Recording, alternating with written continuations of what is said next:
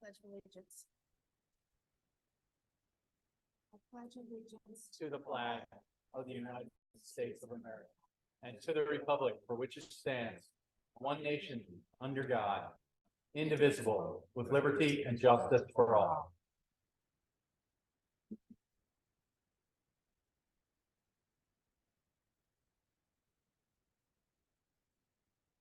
We have no request to speak tonight, is that correct? Okay. Okay, let's see, we're going to start with the high school portion of the agenda. So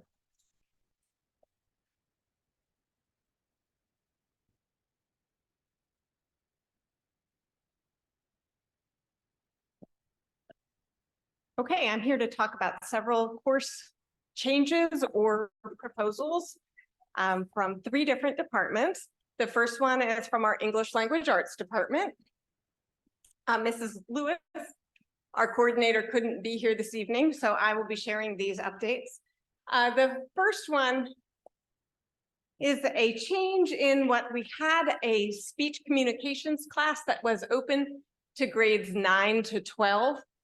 And our intent here, the proposal, is to change that into 2 separate courses so that we would have a speech class for 11, 12, and that would be our more academic class that prepares students for the kinds of speech class that they would take in college. And then the communications class, which is a more introductory course, and that would be open to grades 9 and 10. These are half-credit courses. Typically, we have 9 through 12 together and run into issues with creating a classroom culture where students feel really comfortable giving formal speeches in front of their peers when we have such a wide range of students. And the teachers have found that they think it would be better to divide it in a 9 to 12 and then 11, 12, or a 9, 10 and an 11, 12. The 9, 10 class would also fill a need at the high school level for half-credit classes for our freshmen. And while they can currently take the speech class, we don't have a lot of students that take that. So we'd like to offer that communications class that we think would be more appealing and kids would feel more comfortable in for grades 9 and 10. The other change in English Language Arts is that, as you know, I've shared over the last several years the complete restructuring of the offerings for our 11th and 12th graders. One of our traditional courses that had been in place before all the new selectives was a British literature class. We would like to realign that one to our other courses, which all begin with the title Literary Analysis, and change that class to Literary Analysis, Heroes and Legends.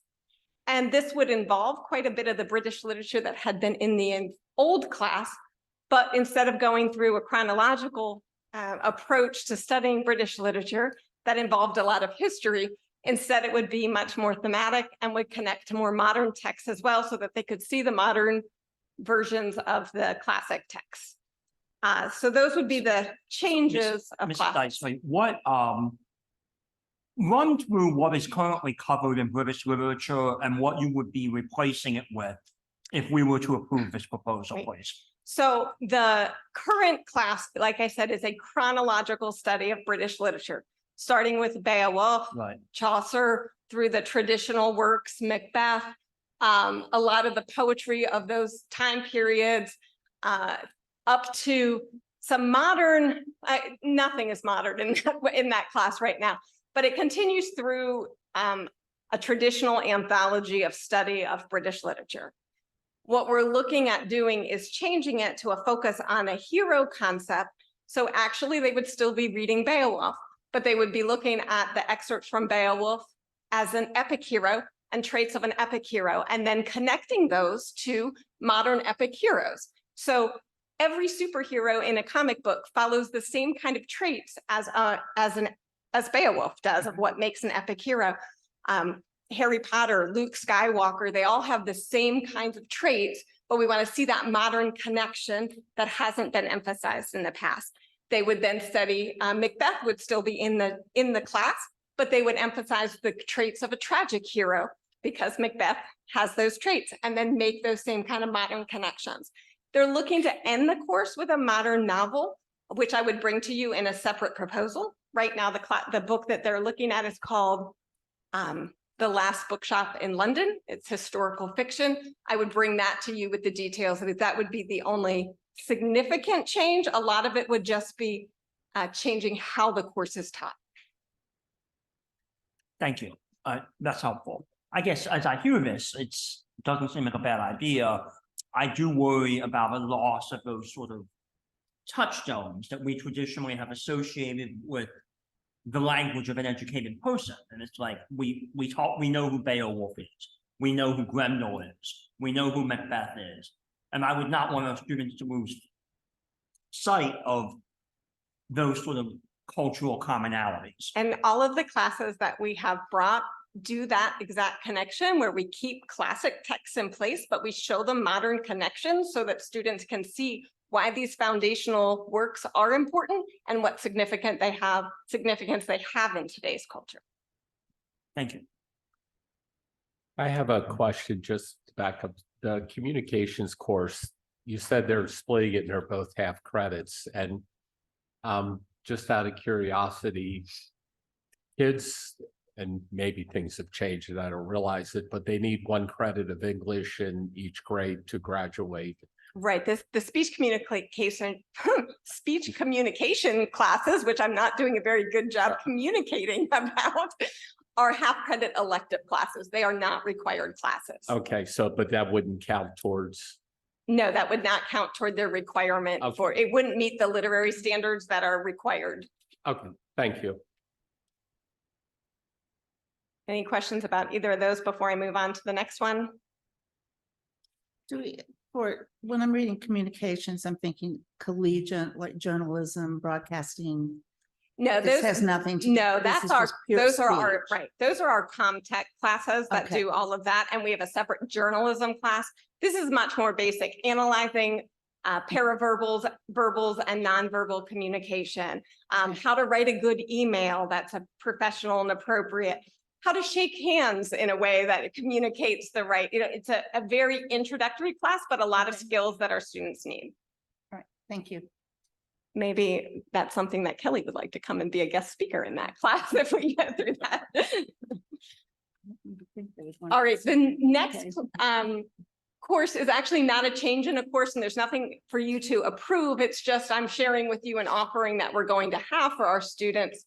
The existing class that we have for AP Language and Composition has been in existence for quite some time. What we've discovered is that it parallels very nicely with the University of Pittsburgh's argument class that's available through college and the high school.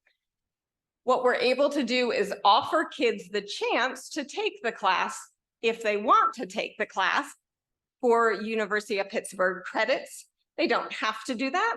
They may decide that they only want to take the AP test. They may decide that they just want to take it for Hempfield for their English credit. But what's great about this opportunity, and is unlike our other CHS classes, is because what University of Pittsburgh considers this class as is an argument class in the communications department, whereas when students take the AP test, it's considered at most universities as an English class. So if students would choose to take both the AP test and take it as the University of Pittsburgh credits, it's possible that they could get 6 college credits for this one class. Of course, with any AP test or any transfer credit, students need to be asking universities what kind of credits are taken at different universities. One of the things that we find is the AP Language and Composition credits are not taken at a lot of universities because quite a few universities require their own freshman composition class, and they won't take the AP Language credits. We know that Penn State is one that has never taken AP Lang and Composition. But you could potentially get the 3 transfer credits if they took the argument class as at least elective credits to get something for that class. So that gives just a different opportunity for our students. If they choose to take that, they can, they certainly don't have to. And as a reminder, there's also a score that goes along with whether you. Oh, absolutely. Every university sets their own standards for what score that they will accept. No university takes lower than a 3 on an AP test. Some require a 4 or 5. I had to ask you this question because somebody told me that an AP test costs about $200 these days, but it's $125, I think is what you told me. It's just over 100, I believe. So it is not $200. No, definitely not. And if someone qualifies and needs help, we can certainly. College way to Board, help them. College Board offers waivers, and I believe this year NHS has been helping to fund some students' tests. I believe they also did it last year as well. Okay.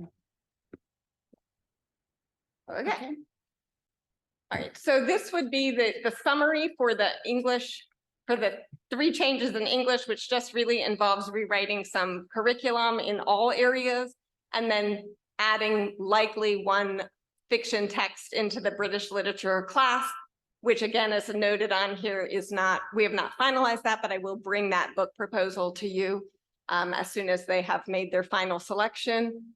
For that to be approved, there is money in the existing English budget to cover these expenses because Mrs. Lewis was anticipating making some changes to the British literature class. So that's already included in the 23-24 budget. She has already accounted for that. Any Okay. other questions? All right, the next area to talk about is health and physical education. And Mr. Ashley was planning on being here, but the soccer team's doing extremely well. And he is at practice right now and couldn't make it here this early. So this is the only class in the health and physical education area, but we would like to offer a sports officiating class. This course would be for students in grades 11 or 12. It could meet the required PE requirement in grade 11.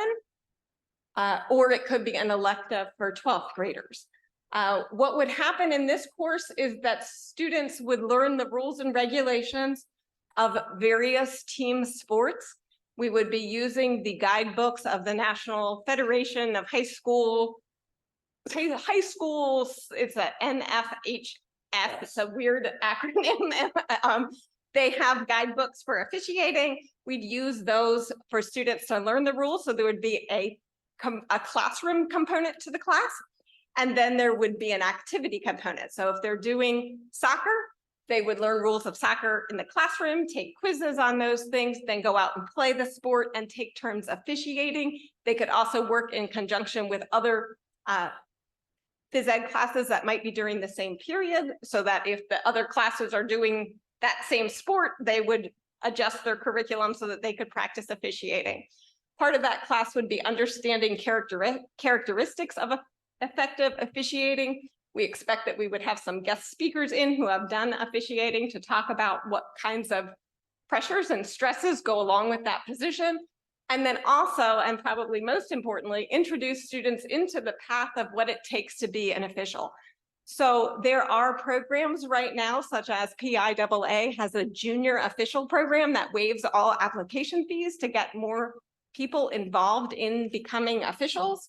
And there are other organizations as well, including NFHS, that has online tests that they can take for the first steps. It would not guarantee them that they would have their certification because each organization has a different procedure for getting that, but we would teach them what are the requirements and how do they go through that pathway. Should they end up getting an industry a credential as a sports official in any sport, we can also use that toward our industry credentials in Pathway 5 to the Pathways to Graduation. I might suggest, Mrs. Dyson, it sounds like a wonderful idea that perhaps our Mr. Wagner would be happy to serve as a adjunct instructor or guest speaker or something like that. I would be happy to.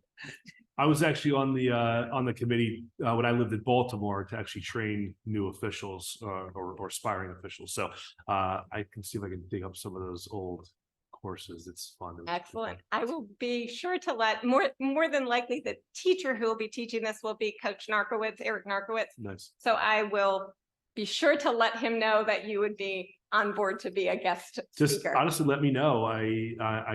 If you want guest speakers, like one of my best friends is a full-time D1 basketball official for Big Ten, Big East. So if in all seriousness, if there's, just keep me posted on it. I'll pay attention to it, but we can bring in some speakers. And honestly, we could joke about it all day.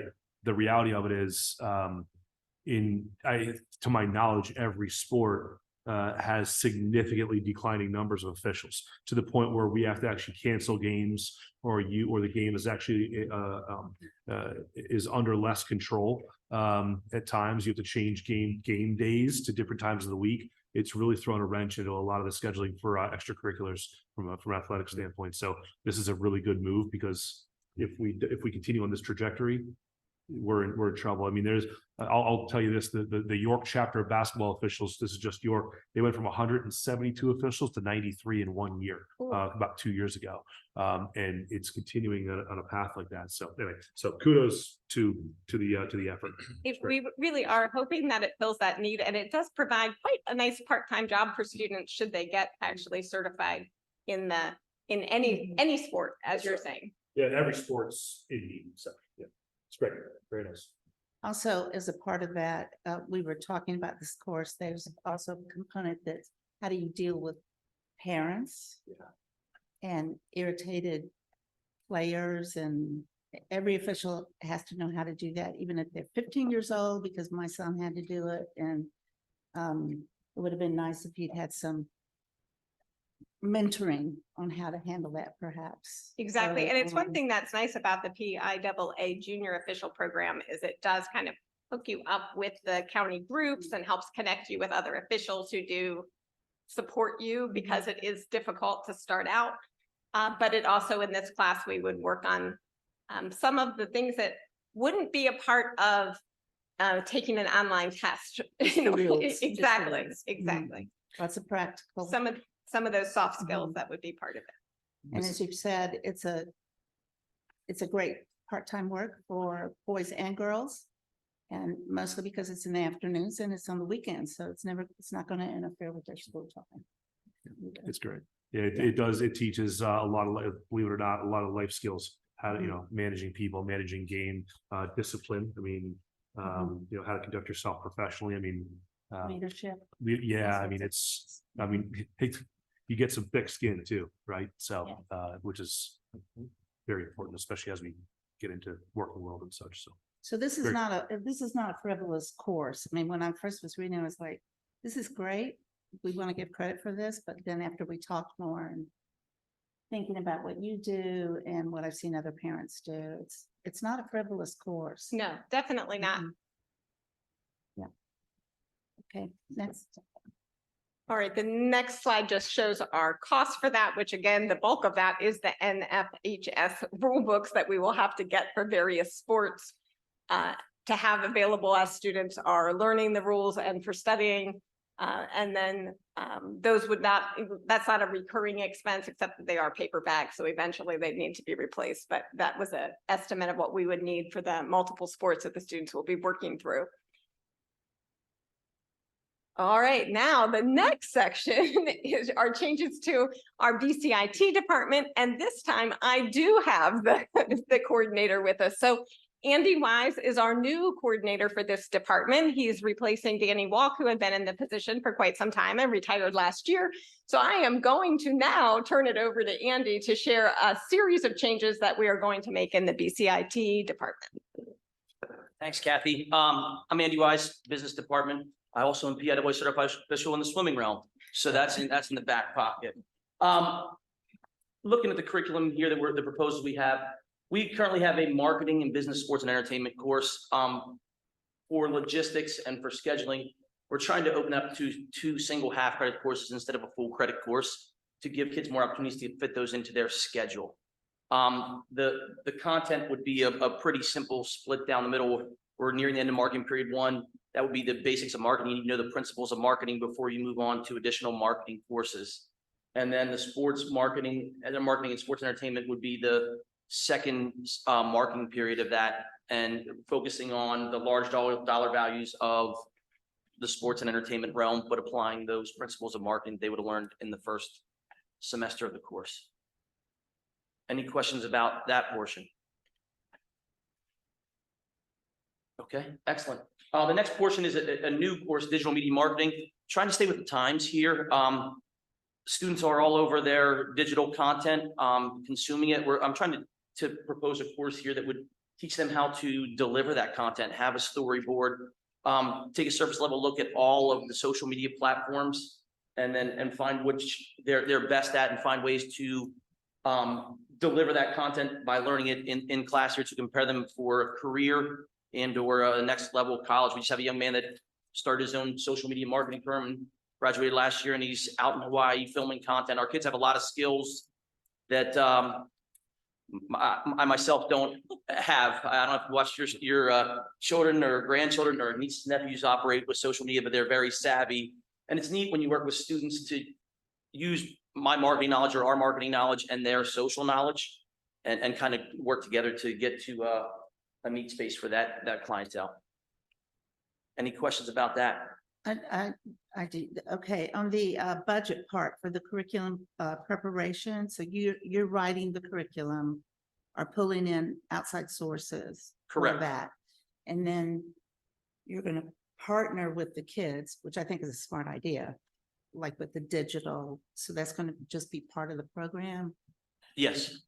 And when is this gonna be ready? With our vision is to have it ready for the next academic school year, The one coming up or the Yes. following year? 24-25. Okay, oh, that's right, because it's not coming up, we're already in it. Okay, okay, thanks. We're getting ready for the course guide for the 24-25 already. I'm always a little bit behind. Anyone else? Anything else we need to know that you guys didn't tell us? Not about the marketing classes, Okay. but there's more for Andy's presentation. I just have a general question. For curriculum prep, for all of the ones we've looked at so far, you have a cost of $681, which seems oddly specific. Where did that number come from? So the teacher contract has a number, a flat figure for how much they're paid per hour. And then Mr. Boberski gave me the percentage that I need to add on top of that. That includes all of the other components of the Salaries and pay, fringes. the Correct. fringe benefits that are that go with that. And so then I take that and multiply it by the number of hours, which in this case, I think is 12 hours a course. Okay. So you're figuring it's gonna be roughly $55 an hour in Yes, salary and fringes? that is Okay, roughly what it is. okay. I do that exact calculation with what the number is in the contract and then add that percentage on, which I have a note in my office about. I don't know what it is off the top of my head, No, but yes, that's fine. I don't like randomly go, oh, I think it'll be $681. There really is a formula that I use for that. Thank you for the lesson in sausage making.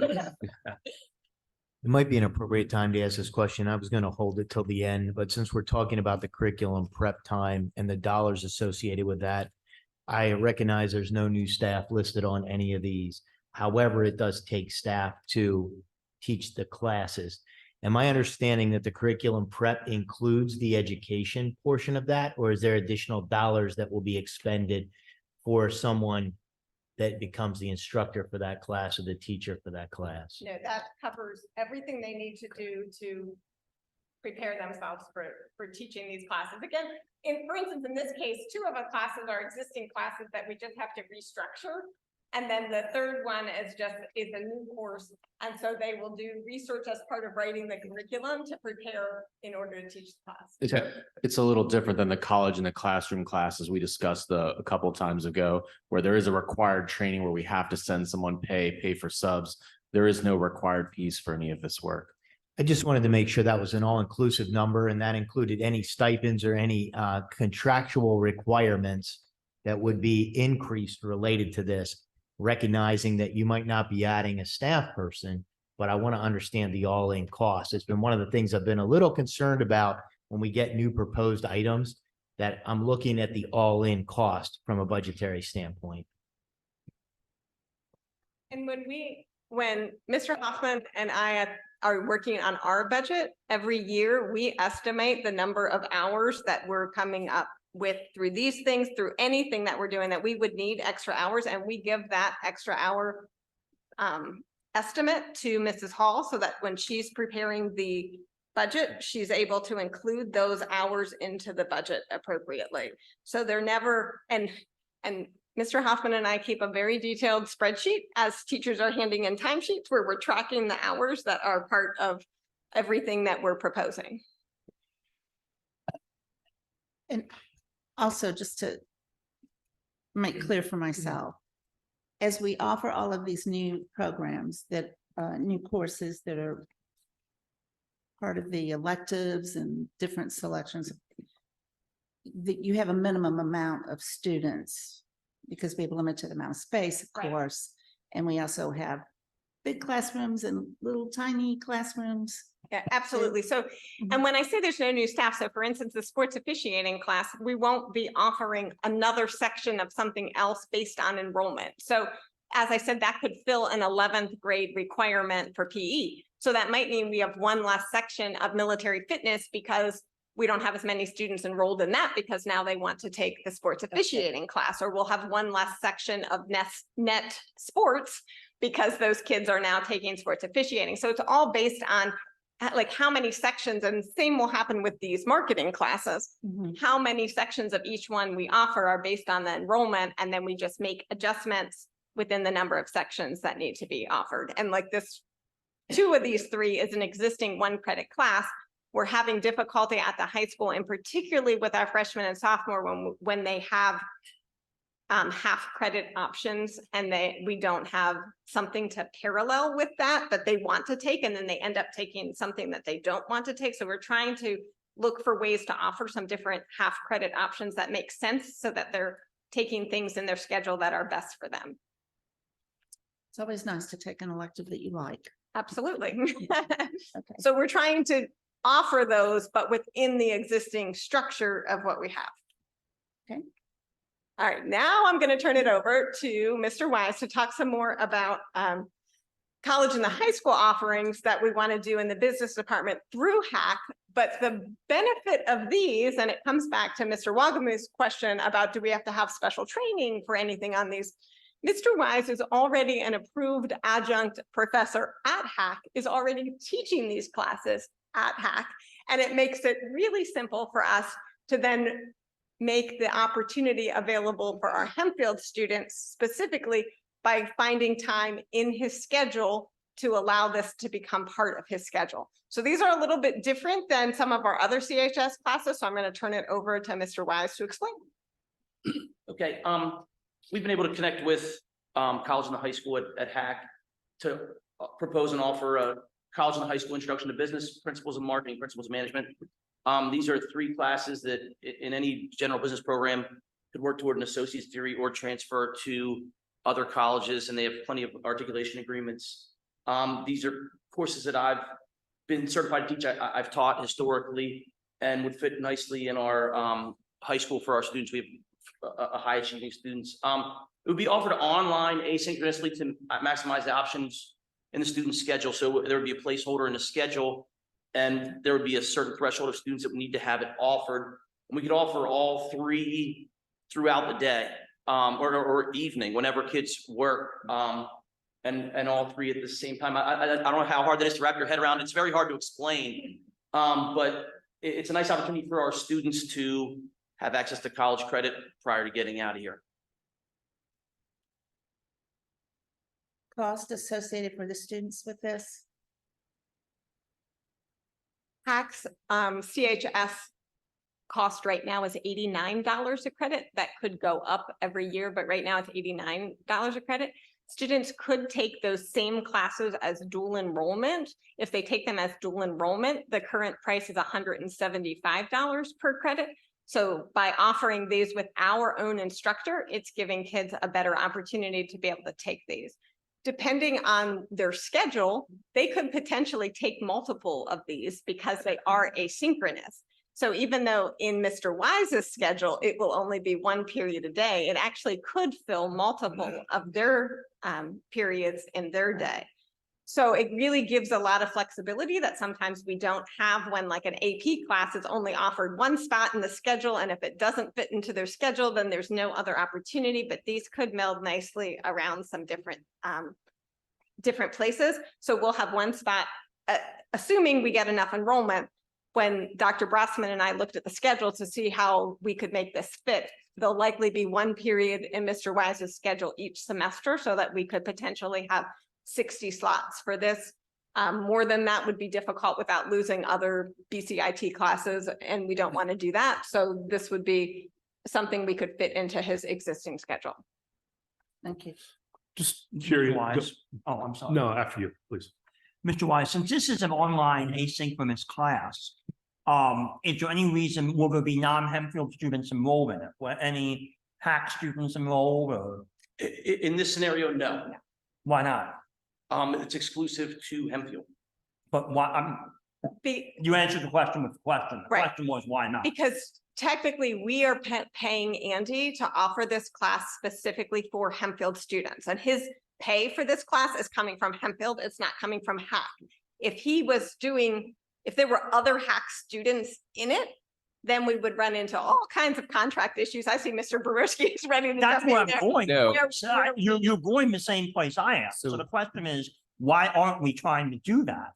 So I we mean, have, it's online and asynchronous, so it's limited really only by your capacity as an instructor to manage the number of students. So couldn't we leverage this, offer it to Hack students, and then share the faculty cost? Well, students already have access to this through dual enrollment, Okay, through Hack, and some of our students are already enrolled in this. So respectfully, I don't think Hack necessarily needs us to facilitate that. They could offer it to their clientele without us.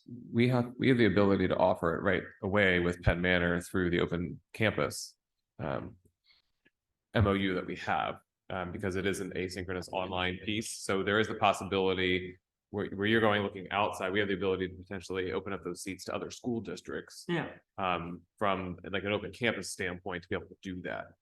We would just need agreement board approval with you. I believe we had one on our last board meeting from Ephrata, for a student. So we're able to work in that capacity with this, given that it's college and the high school courses. But because of the distinction between dual enrollment and college and the high school, we have to work in that open campus mindset in terms of being able to offer seats if we have openings to other districts, not to other students attending Hack at a college level. But for this particular piece, it would be high school, given that it's college and the high school an approach. but it's the same course, right? It is Same curriculum, same, yes. yeah. But because it's falling under the distinction of college and the high school, it can only be for high school students. The dual enrollment side, that runs through Hack, in which Mr. Wise can be teaching that course, on his own time for students on the dual enrollment side, because that would be the Hack adjunct professor side. So it's just the distinction of how it's classified, but we can open up this particular type of class to other districts if we have open seats. Right, and I guess that's where cost I'm that way. going. These are great ideas, and Yeah. there's expertise here. The technology platform is there. Let's think creatively about how to expand access. Yeah, the college and the high school is easy for us to be able to do through open campus agreements. Yeah. So I have a question, and it's not about, these are great things that are being offered. I'm just, asynchronous means that there's not actual live instruction, correct? correct. And I'm dated, obviously. Just curious, I mean, such a critical part of business marketing and management is true verbal, visual communication skills. So I'm just wondering how much of that's lost when you're learning in a class where you don't have those going on. I don't have specific data on that. I agree with you.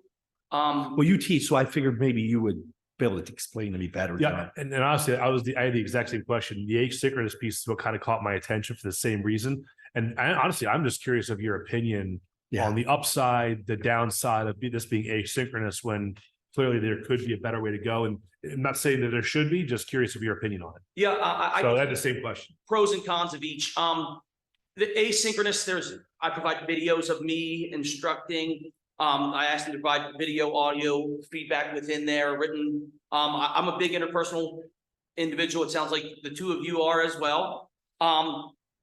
We can offer this in a classroom setting synchronously, which would be an option. I don't know if it isn't or isn't an option, but that's something that we could offer. I don't have to offer it online, but then you run into the drawback of that is putting kids into a schedule. If you're taking an AP Physics, AP Calculus, it might not fit.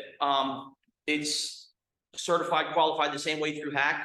They earn the credits in the same way. Personally, it's style. Some students struggle in the online environment to meet deadlines. Some people struggle in the in-person environment. It's where we are. Please understand, I'm not criticizing or even suggesting you change how the class is done. Oh, all good, yes. It's just an understanding for me being in this world and also watching the deficiencies that are happening in this world with lack of communication, because people are locked in the email and not communicating. And I just feel like this is almost like the beginning of why that happens. That's all. Well said. I mean, at this point, it's options for students in a very compacted schedule. But like all our new classes, we're going to monitor enrollment. And if kids aren't taking the courses because we're not meeting some of those needs, then we may flip over to more of the dual enrollment, maybe investigate college actually in the classroom. But right now, we're just trying to provide more options. So Another we'll positive monitor is moving forward. they can come see me in person Correct. anytime. Right. I mean, win times, daytime, I try to be accessible for students, so that can provide them the face-to-face if they desire that.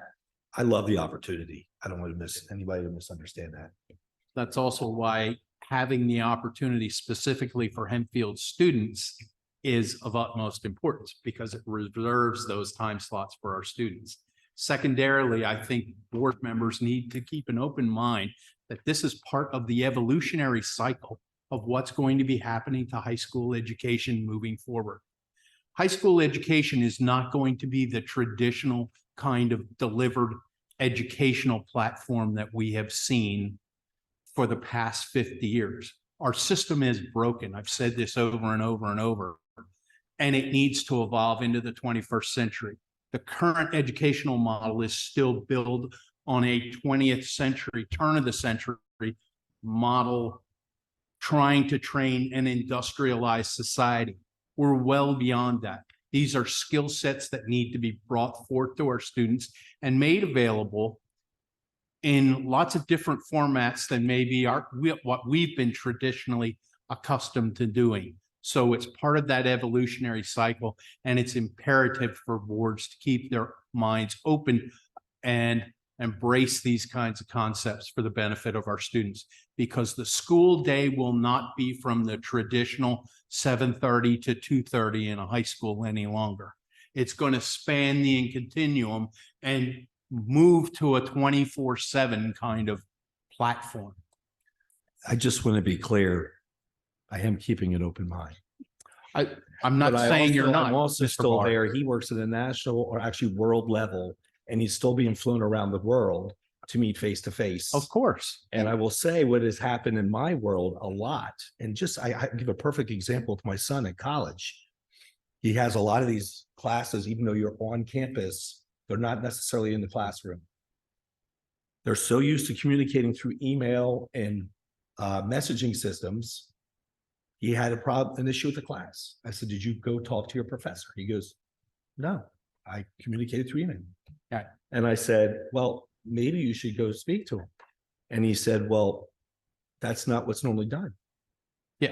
And I And said, I understand your point. let me Mr. finish. So he eventually listened to me and asked to meet with the professor because they didn't have office hours like we had back in the old days, 20th century or whatever you're saying. And he went and met with the professor and was able to communicate, and there was it rectified the issue that could not be rectified through this type of platform. So I'm just saying the combination of the two is probably an ideal situation. And I wasn't criticizing at all. I just was curious what his take was, if you still get everything you need and where the missing could be picked up or something to that effect. It is a point very well taken, and I was not critiquing you, so you didn't need to be defensive in that. No, not defensive. That, well, you are. The Well, response was I have precisely another that. Point of view. Additionally, asynchronous, Mr. Weiss just clarified that he is personally available to our students. So don't get pigeonholed into the word asynchronous. We all need to keep an open mind. I had a different viewpoint from all of this and I don't have the experience in the business world. I have experience in a leadership realm and in the education and in being a mother, trying to direct my kids with my husband. I see this as an opportunity for them to see, is business what I want to do? Because sometimes it's easy to say, well, just get a business degree or a minor, or it's kind of what we said to our daughter when she went to major in art. You have to have a major or a minor where you can actually make a living. And so she picked business, but she had never had a business course. Fortunately, she took to the business. So while they're not in middle school and doing those exploratory things that we do with our middle schoolers, I think this is a great idea for introduction to what that world looks like. And then if you couple it back with that communication and hopefully build some of the verbal communication in this, I think it's a good spectrum and a good building block for our students. And it helps prepare them for either an associate's degree or a college degree, or maybe even when they're finished with this, they go to Mr. Barton and say, I need a job. You know, or some other business owner in the community. And it's like, okay, what can you do? And you say, well, I did this, this, and this. And I'm just saying that because I know he owns a business, but not offering his for a job or anything.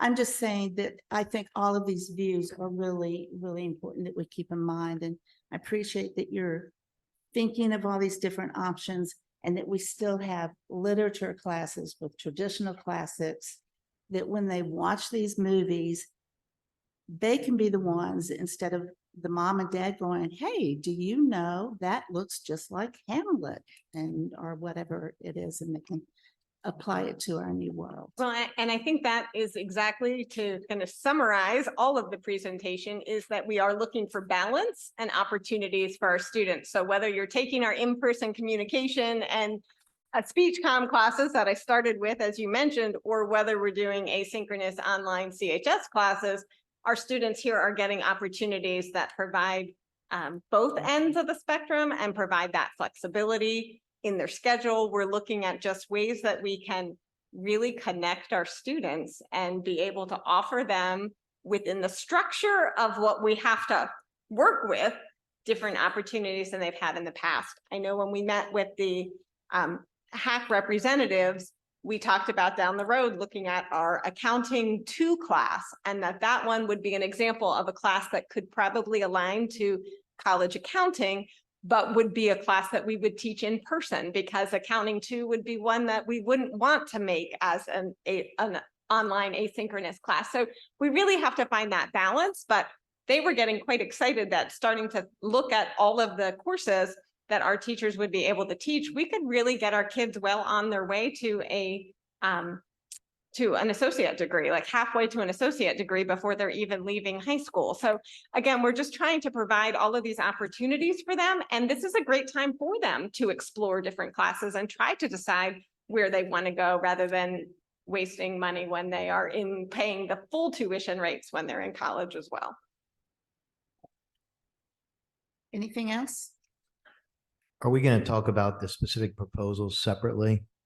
Or is now the time to ask some questions about those related to the presentation? Yeah, right. The actual proposals go with all of these. So if you have questions about the proposals, this would be the time. I do. And I really only have questions about one of them, and it's the literary analysis, Heroes, Legends, CP. The old name was the British Literature CP. My question is there specific material tied to the name change? Because you're not only deleting an existing course, you're creating a new one. how do we go about coming up with that name? Is there a particular curriculum that goes with that course, or is that a name that we vetted in a task force and liked it? Tell me a little more about how we got there, and then I'd like to spill into a little more about the proposal, because there are some fundamental changes with this course, going from what I would consider probably more of maybe more history, more direct literary material into more of, maybe a little less history. So just talk to me a little bit about how we got to the name and what is involved in that moving away. And I'm not suggesting we need to stay with the Anglo-Saxon literature that dates back to the 1996 era, but I need to understand a little more about this. Sure. So when we restructured, again, all of the 11th and 12th grade classes, every one of the new classes began with that literary analysis name, and then each one is followed by the theme of the class. So we have literary analysis, eco-literature, we have literary analysis, dystopian literature, so because the point of the class is obviously analyzing literature, but each class then has a different theme so that students are able to pick the theme that they find most interesting. So we have literary analysis, mystery, suspense, and horror, literary analysis, let me think, sports journalism. So each one has a different way for students to learn the same skills, but through different literature. And each one of the courses is also designed to take classic literature and connect it with modern works. So what we wanted to do, honestly, the British literature in its traditional format and the way that we used to teach American literature always went through that chronological approach where English teachers were teaching almost more history than they were teaching literary analysis. And so while we're still going to include, as I mentioned in this course, many of those basic works that were part of the previous one, we want to make them more engaging for students, even though they're reading the same work. So it will shift to that thematic approach that focus on heroes and legends and what those traits are, as opposed to let's learn all about Anglo-Saxon history before we learn about Beowulf. Instead, we can learn some key points, talk about how Beowulf reflects the culture, and then talk about those heroic characteristics in Beowulf in modern times as well, so they can see the significance of the work, which wasn't always a focus of the curriculum in the past. That helps. This might sound silly, but would there be instruction or education around a superhero like Superman? Could that be included related to the way this is shifting? Right, so they could read Beowulf, and then students might be able to select a different superhero to identify the same kind of traits that that superhero has that are exactly the same as the traits of Beowulf. I use Harry Potter as an example with that, because if you take Beowulf has a battle with an underwater battle.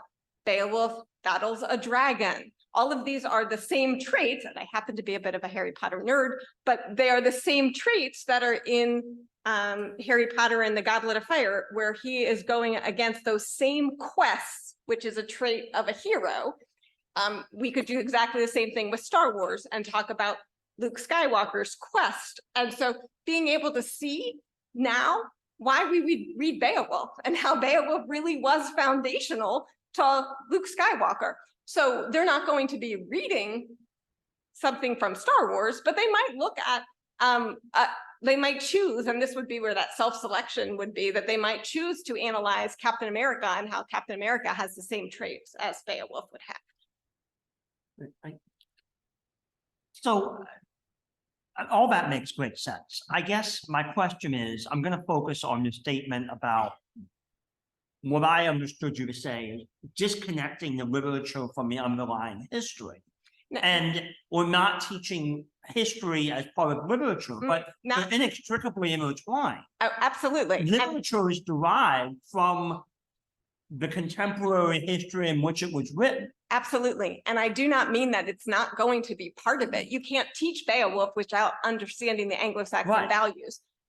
But we don't have to emphasize that in the same way. We don't have to spend as long on that to allow us to then have the modern connections as well.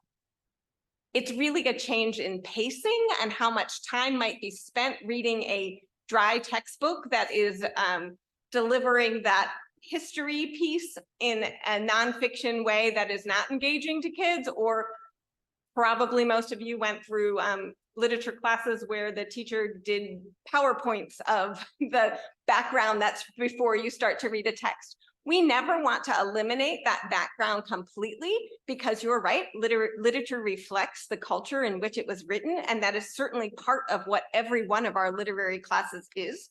But teaching it in that same chronological way that literature has always been taught is not what we're seeing even at the college level. If you go into Millersville's catalog and look at their literature classes, they're not called literary analysis at the beginning, but they have something like literary critique and then themes, just like ours do. And we looked at college courses before restructuring the English program, which we started doing 5 years ago. Mr. Wogelmuth, I am unclear as to what the rationale is for your question and what is it you are concerned about? I don't have anything to say to your response. I don't owe you any explanation. Well, you do to the rest of the board, Nope. I'm allowed to ask my question, and I asked my question, and I have a couple more. but So we are when you're are done allowed to chastising me, understand the I'll move rationale. forward. Mr. Wogelmuth, we I'm are not allowed. interested in responding to you, and I'm not going to. Okay, guys, gentlemen, Mr. if- Wogelmuth, would if you I could share with the board and Mr. the public the note that you and Mr. Keener were passing amongst one another? Miss, wait, just stop right now. Let me. see. Mr. Mauer, Mr. I owe you President. nothing. Mr. President, Gentlemen, please. I'm requesting that Please, both he of you. be held Let's accountable. let Mrs. Johnston speak as she is running the meeting. Thank you. Thank you, Mrs. Johnson. Okay. As a history teacher and a lover of literature, but not Beowulf, I understand what you're trying to do. You're trying to, and correct me if I'm wrong, we are not ignoring the history. History also has to be included when you look at these different things like Dickens, how he illuminated things, or is it Upton? John Upton? Upton Sinclair. Those were born out of the circumstances. And so you would introduce those circumstances, but not teach it like a history unit, but rather by themes. Correct. But we are not ignoring the classics by any means at all, because we still want our kids to graduate with a solid classic background in our English, and as well as in a knowledge of history. I mean, frankly, I'm appalled at how much kids don't know about history. But so you're trying to, from that viewpoint, we're not ignoring history, we're not ignoring the classics, but we are seeking to really engage kids. And if you look at these classics, and then we look at these contemporary heroes that they spend a lot of time reading and looking, and if I have to watch Lord of the Rings one more time, so that they understand the basis of all of that and how literature, historical literature, informs our present today. Is that a good summary? Yes. Does that somewhat answer your question, Mr. Vogelmuth? Or your concerns? Maybe. I just your have some concerns. additional questions. I'm fine with the response I received earlier, but I have additional questions around the rationale portion. So I'll get to that whenever we're done with additional discussion, but I'm not finished with my questions. Okay, what's your next question then, please? I was rudely interrupted, so Okay, we've got that. What is your next question, please? my next question relates to the rationale for the changes. Students would be, there's a section here. I'm not going to read this section, but I'm going to go to the end. It says, so the changes are reactionary to student input. Now, I'm taking that a tiny bit out of context. There's a little portion before that. My question is, what does reactionary to student input mean? And I need to understand just a little bit more And and I think this goes back to my previous question. There's going to be more focus on video games, movies, tying that back into literary analysis. Help me understand a little bit more about the movies and the video games and how video games fit into this, and help me understand a little more what you mean by reactionary to student input. I get concerned when I see anything that says reactionary, so we're reacting to something. The other thing I question is back to the beginning. It also says in here, there are no diverse authors in the current curriculum. So my interpretation is that when I read this is that since 1996, we've had absolutely no diverse authors tied to this literature or this class. So help me understand a little more exactly what that means under the rationale, because those things jump out at me. Sure. So I'll start with the piece about video games and movies. This is talking about the same things that I was talking about. It's not that we're going to be analyzing video games and movies. We're making those modern connections so that they can see. I wish I could remember the name of the video. There's a video game that is incredibly similar to Beowulf, and I only learned that through students of how similar it was as they started reading Beowulf. Then they started to see the connections to, oh my gosh, that's exactly like, and I can't remember the character from the video game. But being able to see again that there are so many games that are based on that basic concept of a quest, which is what we see in the Odyssey, and it's what we see in Beowulf. And so just being able to show them that the video game creator didn't just make this up, that there is thousands of years of history before that. So we're not playing video games in this class. The idea is to see that foundation and that impact on modern culture that happened actually with Beowulf well over 2,000 years ago, that was originally written, and that concept, and the same thing if we were looking at the Odyssey, which is read in excerpts in 9th grade, where they're looking at that idea of how do we take something historic and see it in a modern way. So that's that connection to we're looking at something. There are numerous versions of Macbeth, and not just taking the Shakespearean language, but the themes of Macbeth that we can see again in modern texts. We see an enormous number of references to Shakespeare in our modern text. And so when we read that, then we're able to see, oh, look at that. I understand where that came from now that I have had that experience. So I know where that connection is. And so that's the emphasis here, is moving away from all the history and saying, okay, we're going to talk about this work, the context of the work. So there is some history with it as well, but then also showing where we see that in modern culture and why it's in our modern culture by studying something that was written 500 years ago or 1,000 years ago, or even more than that. I'm finding it a little hard to make the leap from where we were to this. And I think it feels like fundamentally a pretty big shift. And I'm not afraid of change, and I'm not afraid of advancement, but this looks like we're about to lose a lot of that history as part of this proposal, the way it's written here. And that's fundamentally my concern. So May I just jump in briefly, Mr. Walkerman? So, and I guess I'm sort of in the same place that Mr. Walgermuth is, because everything that you just said, Mrs. Dicey, makes perfect sense, and I absolutely agree that it adds relevance and currency to the classroom instruction. But isn't that what every good teacher is already doing? I can't imagine that any member of the Hempfield faculty, as an alum of this institution, that any member of our faculty is standing up there reading a very dry, boring recitation of medieval British history. But I could absolutely see them talking about Beowulf and Grendel and saying, you know what, how many of you play, and I don't play video games, so I'm not going to embarrass myself. How many of you play X video game, and tying it in, but why do we need a new course to do that? Because I suspect it's already happened.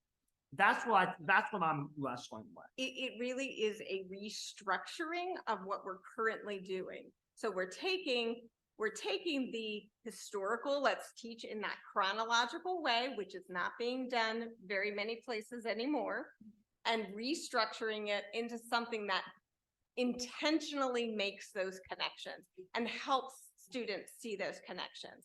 I will be honest with you, and part of this reactionary part, as was the second part of Mr. Wagamu's question, has to do with the fact that this class is dying, and it has been dying for quite some time, because we're finding that students are choosing to take dual enrollment English, usually at HAC, because they don't want to read British literature.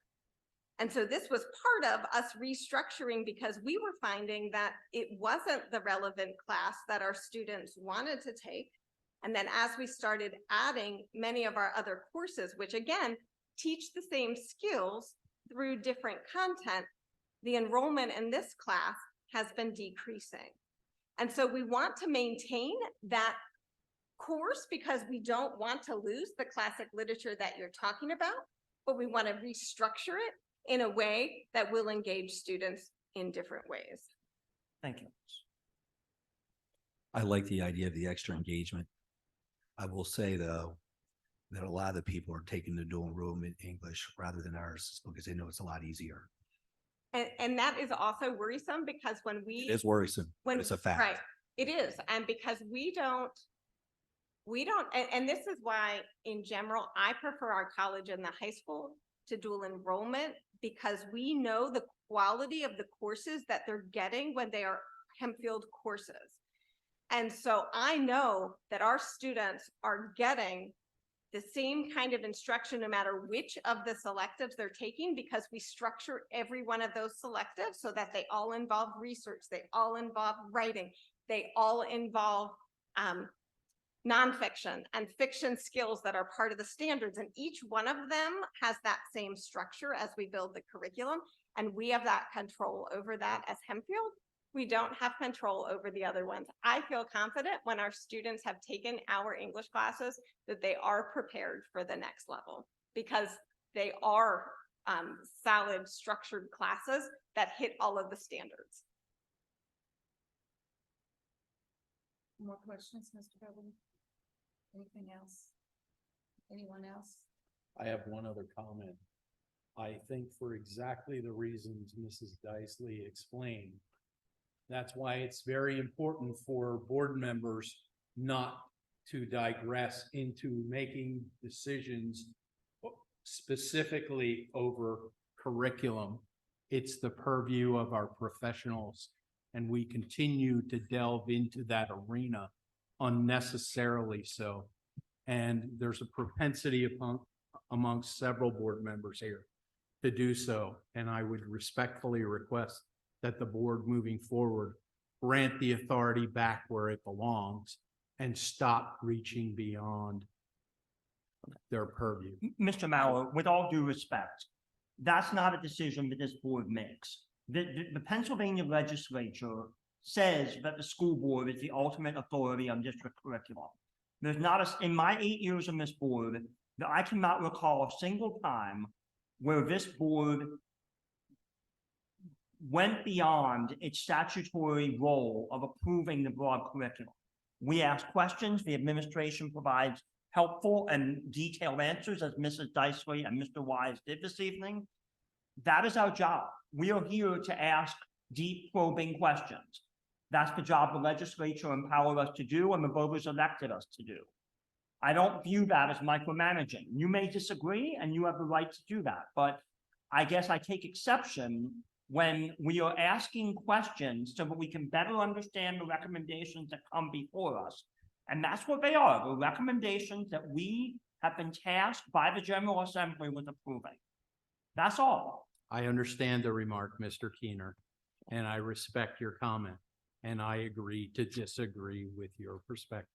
Very well. Mr. Keener, that was well said. If we're expected to approve curriculum, we have a right to ask questions around it and we need to understand it. I'm not going to approve something I don't understand, nor would you, Mr. Mauer, approve a budget that you didn't understand.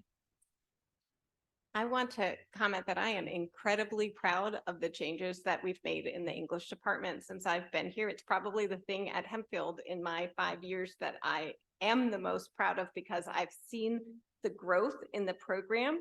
And I've gone from seeing where we were pulling kids through literature that they didn't want to read and weren't reading to making kids love reading. And I have seen such an incredible shift in that. Just at Parents' Night this year, I had 2 teachers email me and say that they had many parents in their classroom saying they wish they had been able to take courses like the courses that we are offering now. We are getting kids excited about reading, and we're graduating readers instead of graduating kids who just were read to and talked about literature. And instead we have kids that are excited about reading. And it's because we found a way to show that there are books for every single person. And I felt like when we got here, we were trying to graduate future English teachers and not just people who could find that there's something great out there for everyone. My husband actually, before becoming an administrator, was also an English teacher. Our house is full of books. He reads entirely different things than I read. And we're both readers, and we want to make sure that we're exposing students to all of those different options that we have and showing them, without getting rid of the historic pieces and our classics, but showing them all of those connections. I think it's been a phenomenal shift for our students, and I'm really proud of what we've done with those courses. I want to commend you and your department. My English classes were like the pits, awful. But I still managed to come out loving to read. Not all my kids love to read.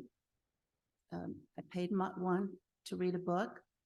And I said, did you like it? He goes, yeah. And I'm like, you want to read another one? He goes, no, I've already read one.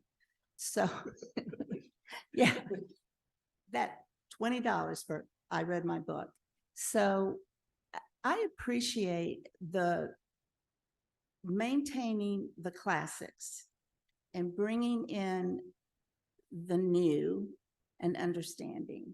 And I had doubts about some of those classes that you presented maybe 2 years ago, the change in the literature classes. But when I heard the teacher who teaches fantasy, and I forget which other classes she typically taught, and she was like oozing excitement and how her kids were involved, and they talked about the origins of fantasy and all of those things. That's exciting. And so I commend you for what your department has done in coming up with balanced, good literature, reading skills, listening skills, analysis, all of that stuff. And also, our board cares about what goes on in the classroom. I care very deeply about what kind of curriculum and programs that are being presented to our kids. And like Mr. Vogelmuth and others on, I have questions sometimes because frankly, even though my girls graduated recently, I don't know what all is involved, and I want parents to understand, and I want our parents and our community to understand what's going on and to be able to talk intelligently or feel free to ask questions about it. And for us on the board as well, because I don't want to put my name on something that I'm like, whoa, wait a minute, what did I just say yes to? I want to be able to understand. And we also have fiscal responsibility. How much is this going to cost? So thank you for all of this. And when do we have to approve this? Dr. Dandridge would put them on the next board agenda, the next November board meeting. For the November It's like board meeting. November 14th, if I'm not mistaken. Okay. Mr. Bard, did you have? It's also my birthday. I have 2 examples to follow up with what Mr. Keener and Mr. Walden said. First of all, again, I'll repeat that I appreciate the presentation and excited about the new KEP courses ordered. I wish that I had the availability of all that. As far as board approval, twice in the past 2 weeks, I think Dr. Dandridge does not realize it, but I was questioned why I approved the bus route because the kids walk on a major highway, Marietta Avenue. You don't know about that one yet. I didn't go through every single bus route and check exactly where they are because I count on the transportation director to be a professional and do that. And the not administrator, excuse me, the citizen resident was given, well, the board approved it, to your point. And that puts us looking for it because we did approve it. So that tells me that I'm supposed to go through all 120 bus routes. You understand what I'm saying? So our own people at times, I don't know if it was because they were defensive or because they didn't know the answer or didn't want to deal with the problem because it was on Marietta Avenue and I could see the concern about kids standing on Marietta Avenue. Another similar situation was with a career program in the middle school, and the response from the principal was, the board approved this. And I didn't understand the content that was in there that they had a concern about. So if we're not supposed to dig deep, then the response shouldn't be that from our own people. So it's, I understand what Walton was saying and share the frustration that for some of the reasons, like the last meeting we had in finance, I purposely asked those questions, not because I didn't know the answers, Mr. Maurer. I purposely asked those questions so you could communicate it to the public, so they would hear it. That was a purpose of asking questions sometimes, not because we think that you have bad answers, but to highlight what you're talking about so you can give more description to it so people understand the thought process. It's not a criticism a lot of times, most times I would say. Anyway, I just wanted to clear that up. So do you have anything else you need to share with us? I do not. Thank you very much. We appreciate it, and we look forward to the November meeting. Thank you. Thank Thank you. you, Thank Mrs. you. Dysely. Thank you, Mr. Wise. Thank you, Mr. Wise. Keep up the Yes. good work. Thank you very much. All right, Mr. Hoffman.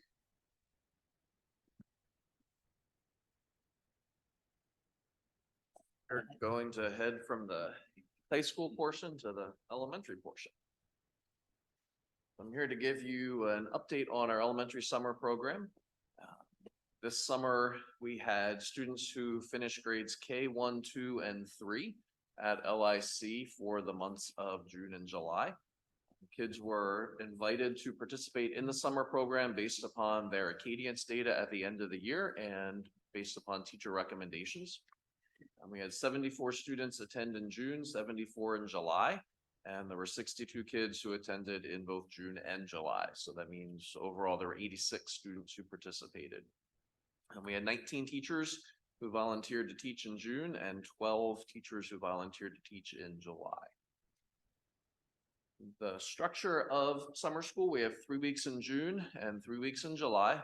Students come to school Tuesday, Wednesday, and Thursday from 8:30 to 11:30, and they rotate through 6 different stations. So the teachers teach the same station 6 different times. The kids rotate through, so that keeps them up and moving. It gives them 6 different teacher touch points throughout the day. So we have a phonics station, reading, writing, math, STEM, and then art, music, and movement. Go on to the next slide. Some additional information. We offered transportation to families. 70% of the families took us up on that offer. And so we had this year 3 of the mini buses that transported students both to LIC at the beginning of the day and then home at lunchtime. Keep things interesting, exciting for the kids. We had special themes each day, which typically involve some sort of dress for them. We continued the positive behavior intervention and support framework that happens at each of the elementary buildings, those PBIS systems where kids are recognized and rewarded for their positive behavior. So we had summer superstar slips that were handed out to kids as they were demonstrating respect, responsibility, and hard work, and then had drawings at the end of each week.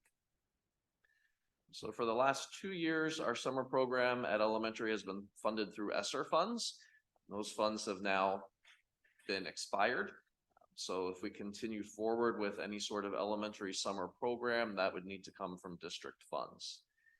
We did have this year many more teachers, many more kids who were involved. We had great positive response from the kids. They got off the bus each day with smiles, came out of their parents' cars with smiles on their faces. Heard lots of positive feedback from parents. One parent in particular who called into the office and said, "I have no idea what you're doing, but my child refuses to even get up in the morning during the school year, and during the summer, he wants the bus to come." So she wanted to know what we were doing differently. So we definitely had a very huge positive response.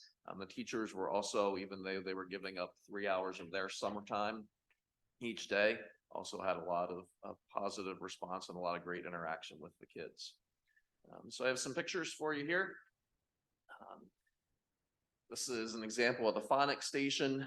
You can see we tried to keep things as engaging and hands-on for the kids as possible. So they're doing phonics with goldfish crackers.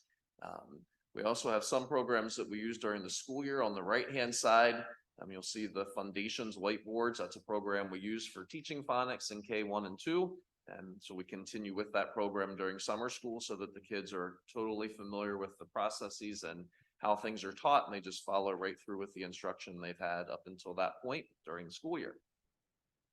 On the next slide, you'll see second grade group doing phonics. Again, those cards that are on the table are from Foundations. On the next slide, we get into more of the reading work that was being done. The kids are using decodable text there. So essentially what happened was they went from the phonics station to the reading station.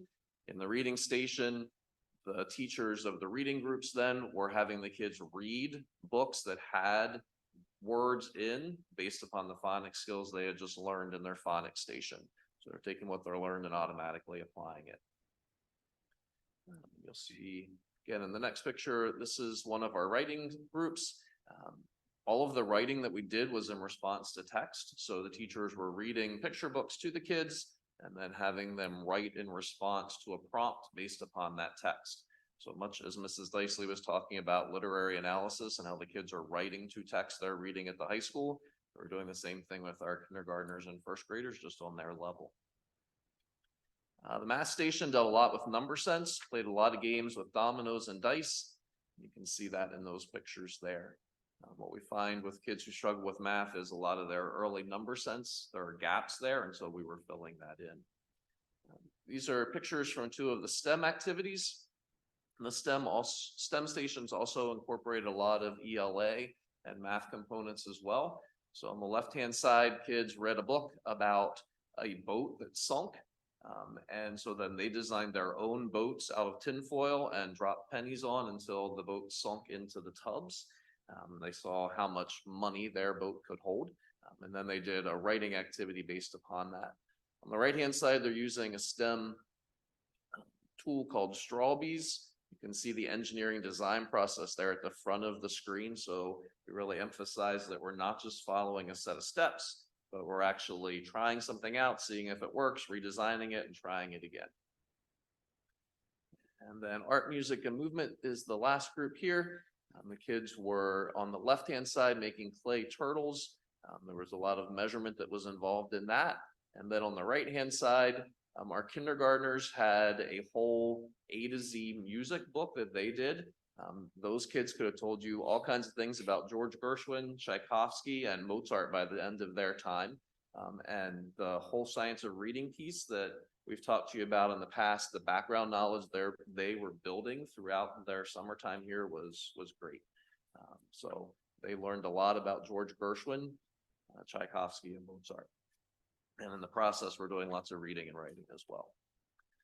So just some data to share. This data in the presentation really looks at only the summer school students from the beginning of summer school to the end of summer school, and then from the end of summer school to the start of the year. So in kindergarten, these are our current first graders. We had phoneme segmentation data and nonsense word fluency data.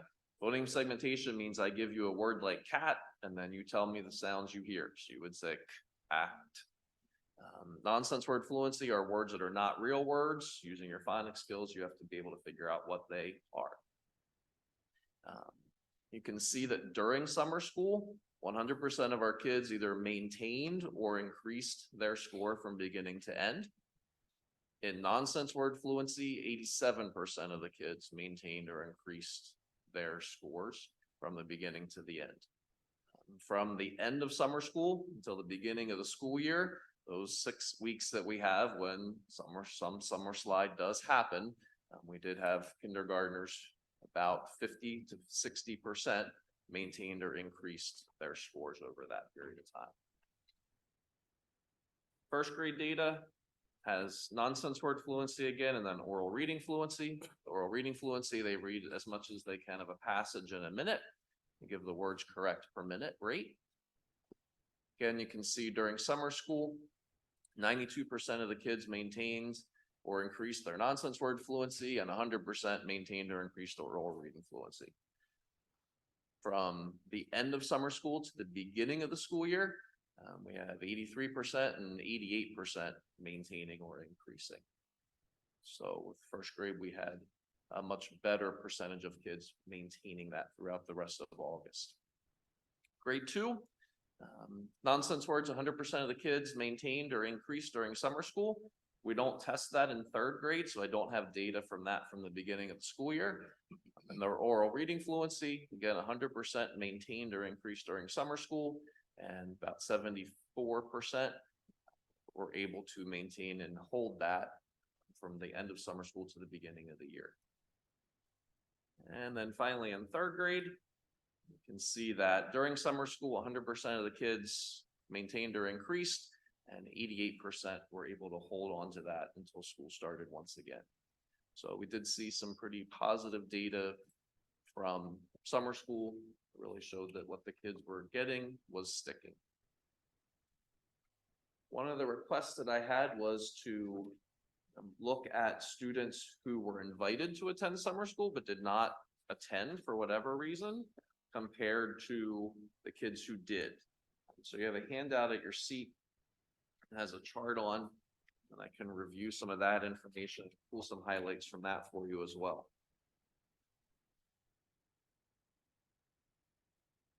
With this, because the data was collected at the end of the school year and then the beginning of the school year for kids who didn't attend summer school, I don't have any data from beginning of summer school to the end of summer school.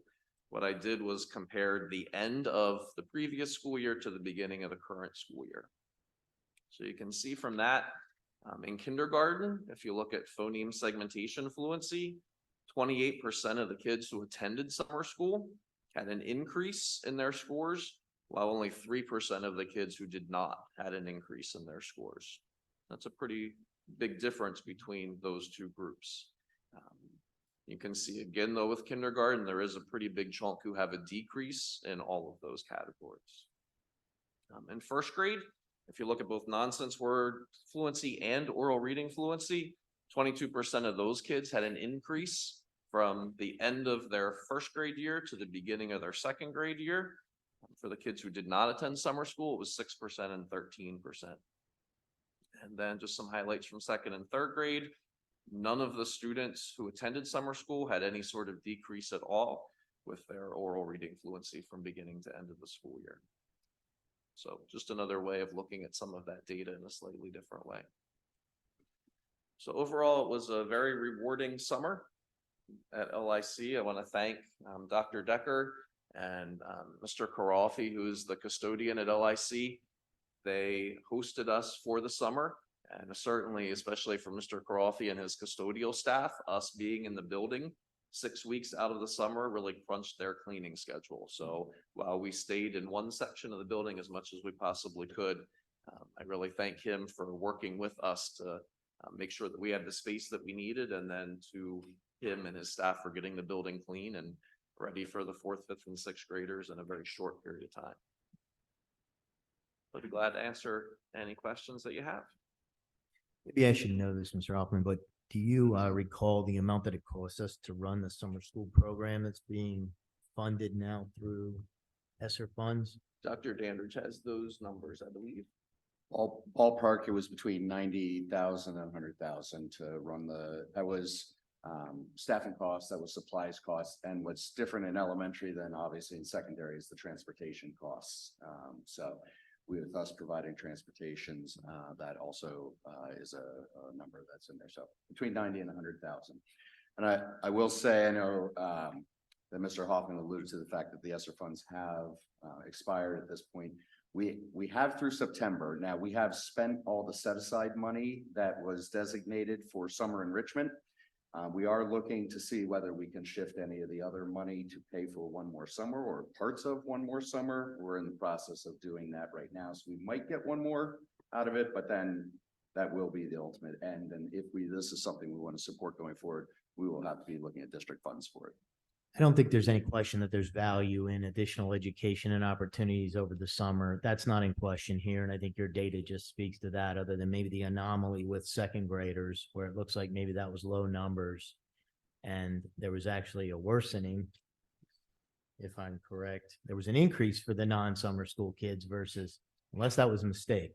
Yeah, it's more the kindergartners where there was some decrease with our summer school kids from the end of the year to the beginning of the year. Yeah. I was looking at the second grade data on the paper, and it looked like the non-summer schools kids had a 10% increase, 80% maintain, and a 10% decrease. Yeah, so none of the summer school kids had an increase, but they did at least maintain, which preventing summer slide is. Yeah, I If see. they're that. gonna increase, that's great, but we definitely want to try to keep them where they are. Yeah, and I'm not questioning the data. I think overall there is a benefit. I think my challenge to the administration and to the district is, then if this is important to us, which I think most of you would agree it is, then it's going to be important to look at how can we find those funds and do that in a fiscally responsible way so that we're prepared to continue this. And when I say find those funds, I'm going to be very direct in saying, look, I believe we can find those funds without increasing our revenue from our tax base if we're fiscally responsible with how we're managing some other things. And so I would just ask you to purposefully look for that in order to continue this, rather than maybe coming back and asking for additional dollars. I wish Mike was here to hear that, but I'm sure you can pass it on. What percentage of the students who participated are free and reduced price lunch eligible? I have no way of knowing that. I don't know. Do you have a sense on that? I don't know. Because where I'm going with this is, would potentially this could be a tuition thing, is that we could charge some modest, reasonable amount of tuition for students who want to participate in the summer enrichment program. Right, because it's not, we're permitted to charge tuition for summer programs. That's what we do at the secondary level. Yeah. Yes. How much do you think you could raise through tuition?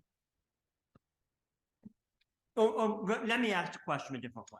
Let's assume that the free and reduced price population is the same for summer school as it is for this district as a whole, which may or may not be a correct assumption, which would be what, 31, 32%? A little higher than that. It's higher. Yeah. So how many students total participated? There were 86 total students. 86, so let's say half. Yeah, but What would be a reasonable tuition rate that you could charge?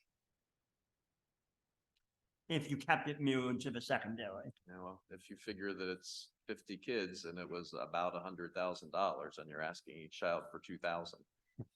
Right, but like, what would you charge at this, is that what you charge at the secondary level? I have no idea what's charged. I was just taking the cost Yeah. and dividing it by the number of kids. Yeah. So I think No, that I'm would trying to think in terms of preclude a like- lot of kids from participating. The cost differs from if we're doing credit recovery or we're doing taking advanced course. sorry.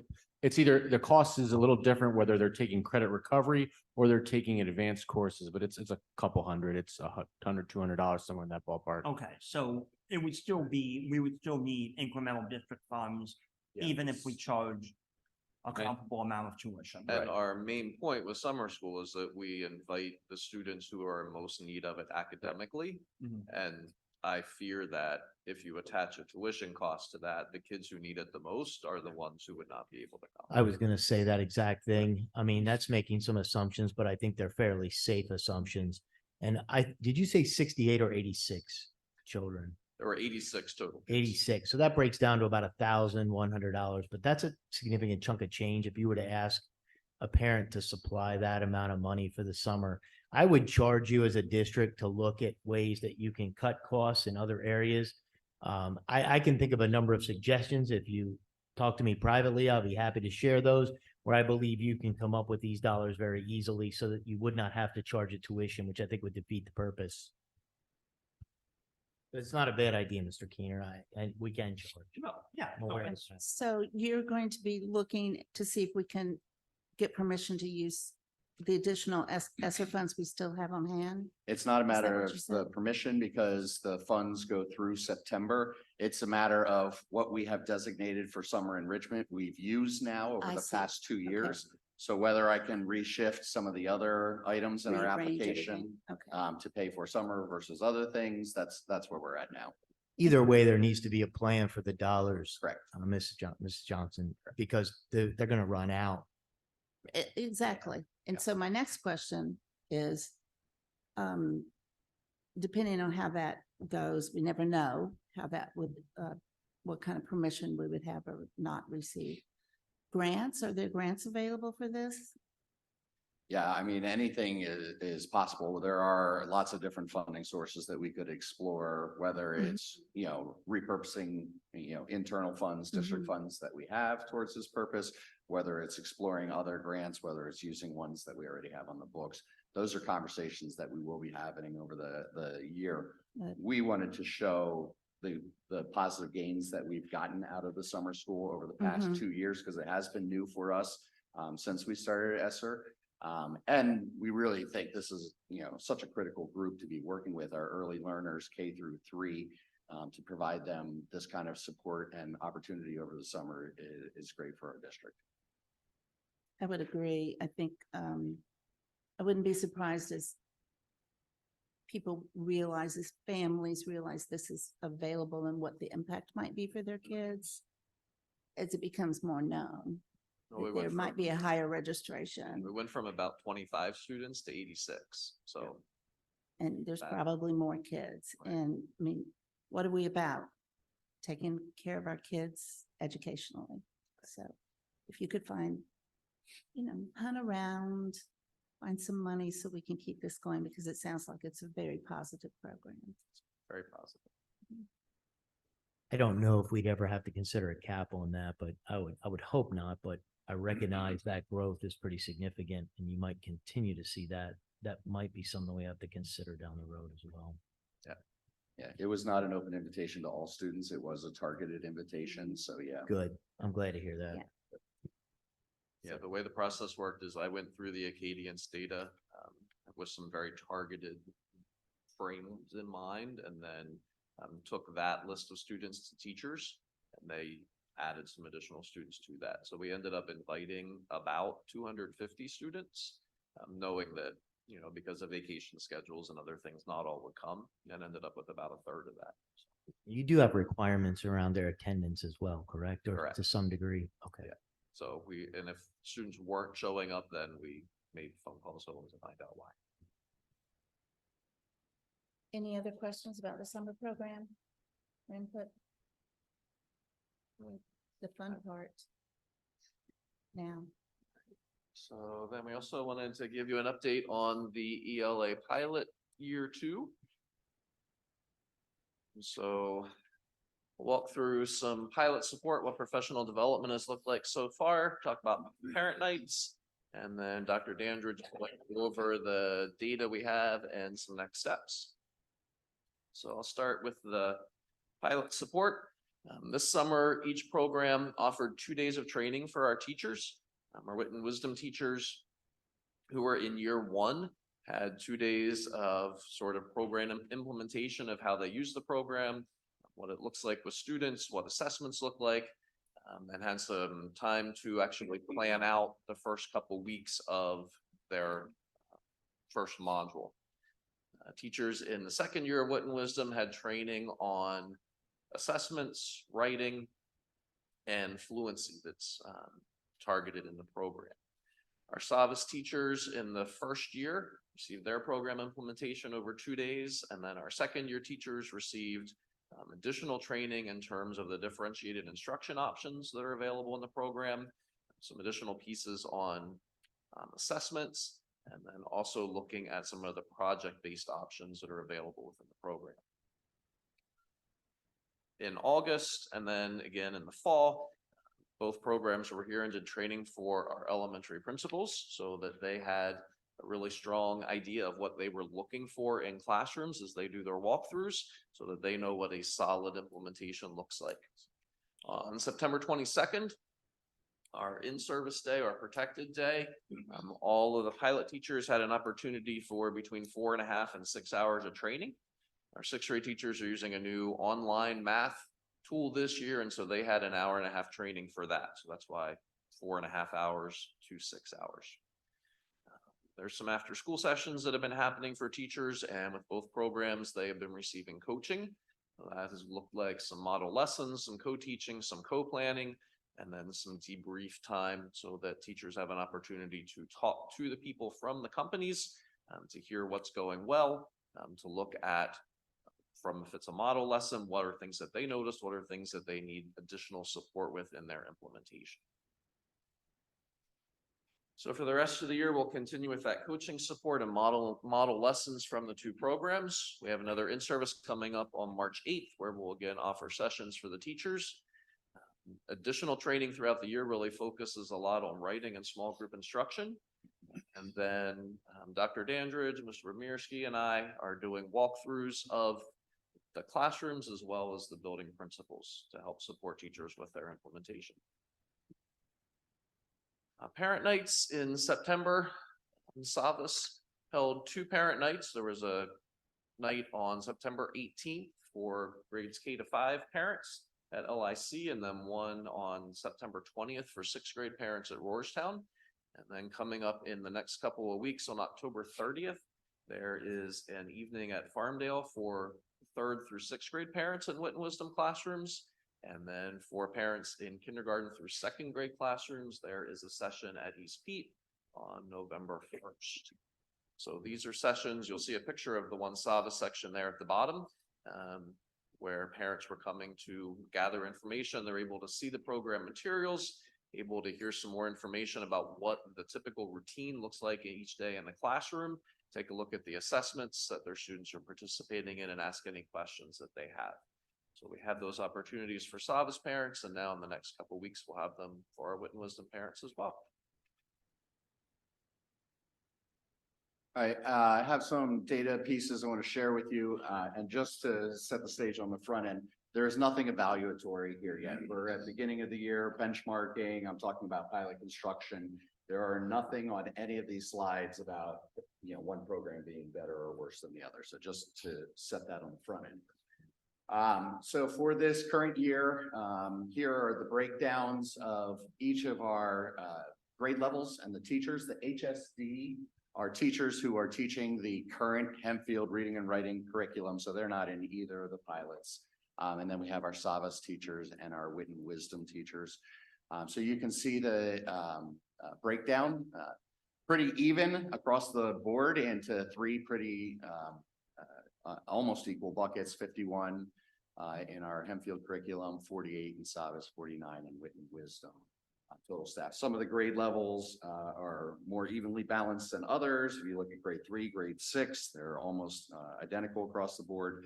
And then you have other grades like 2 and 5 where you have more staff that jump onto the pilots. So really happy with the response and how many are participating this year. What that looks student-wise, we have approximately 3,600 students there. So you can see the breakdowns in each of the grade levels of how many students are participating in each of those pilots, which will give us some nice numbers to pull from as we come to the data presentations in the winter and spring. So on this slide, what I have broken down for you are the 2 years of the pilot. So at the top, you have the 22-23 breakdowns. So you have the Hempfield, how many teachers were in the using the Hempfield curriculum, the Savas curriculum, Wit and Wisdom curriculum. And in 22-23, we obviously had a couple teachers who were not with us.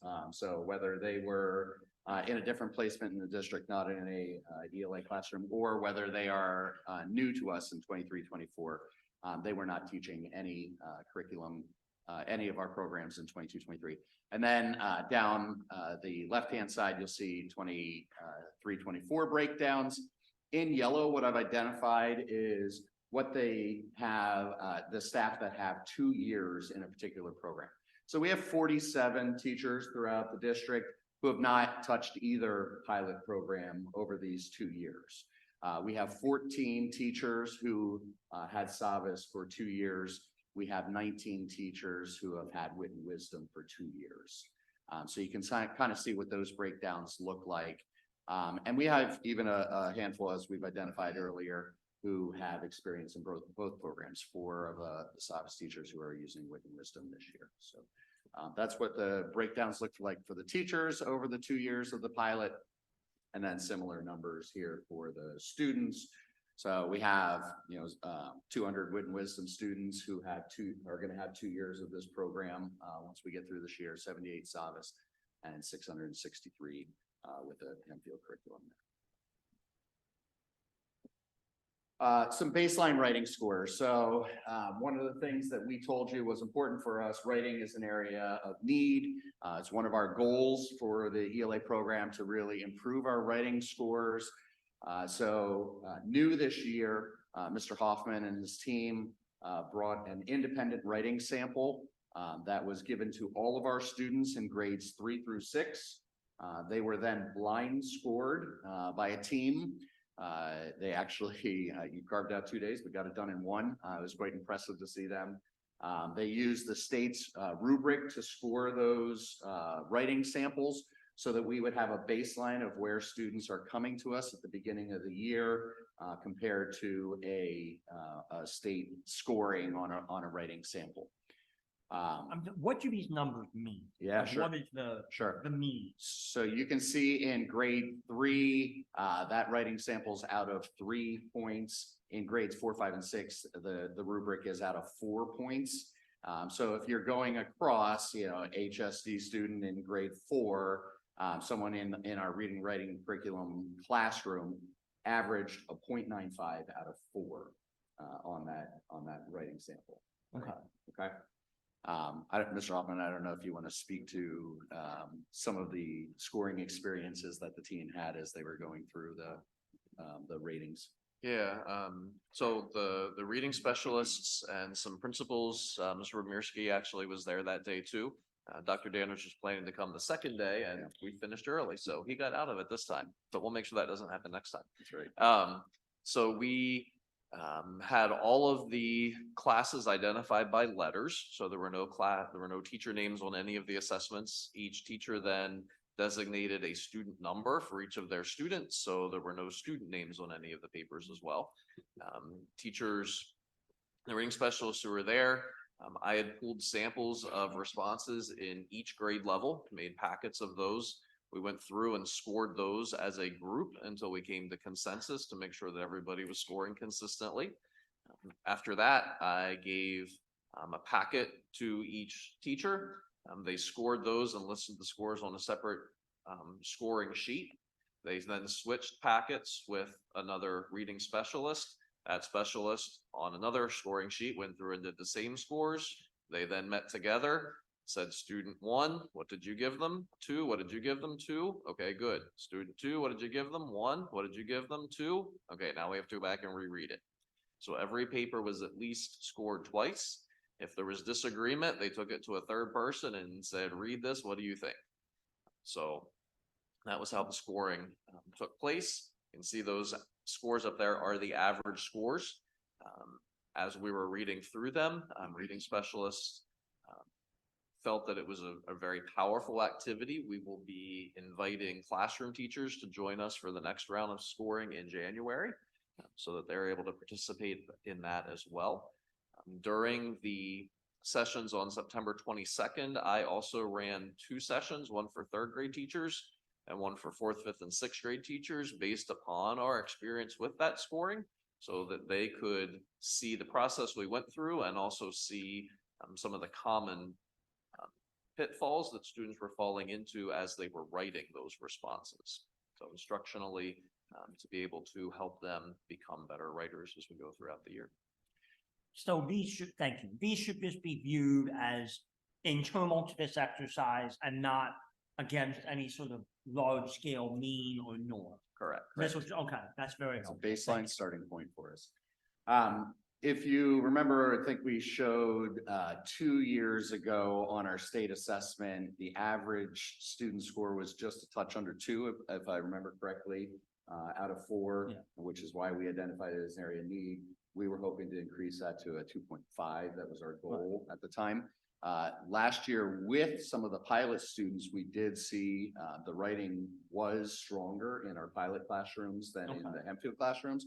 I believe our district average was closer to a 2.25 this past year. So we do expect to see a lot of growth as we go through the year. This is our. So this is the same rubric that you used for those other ones.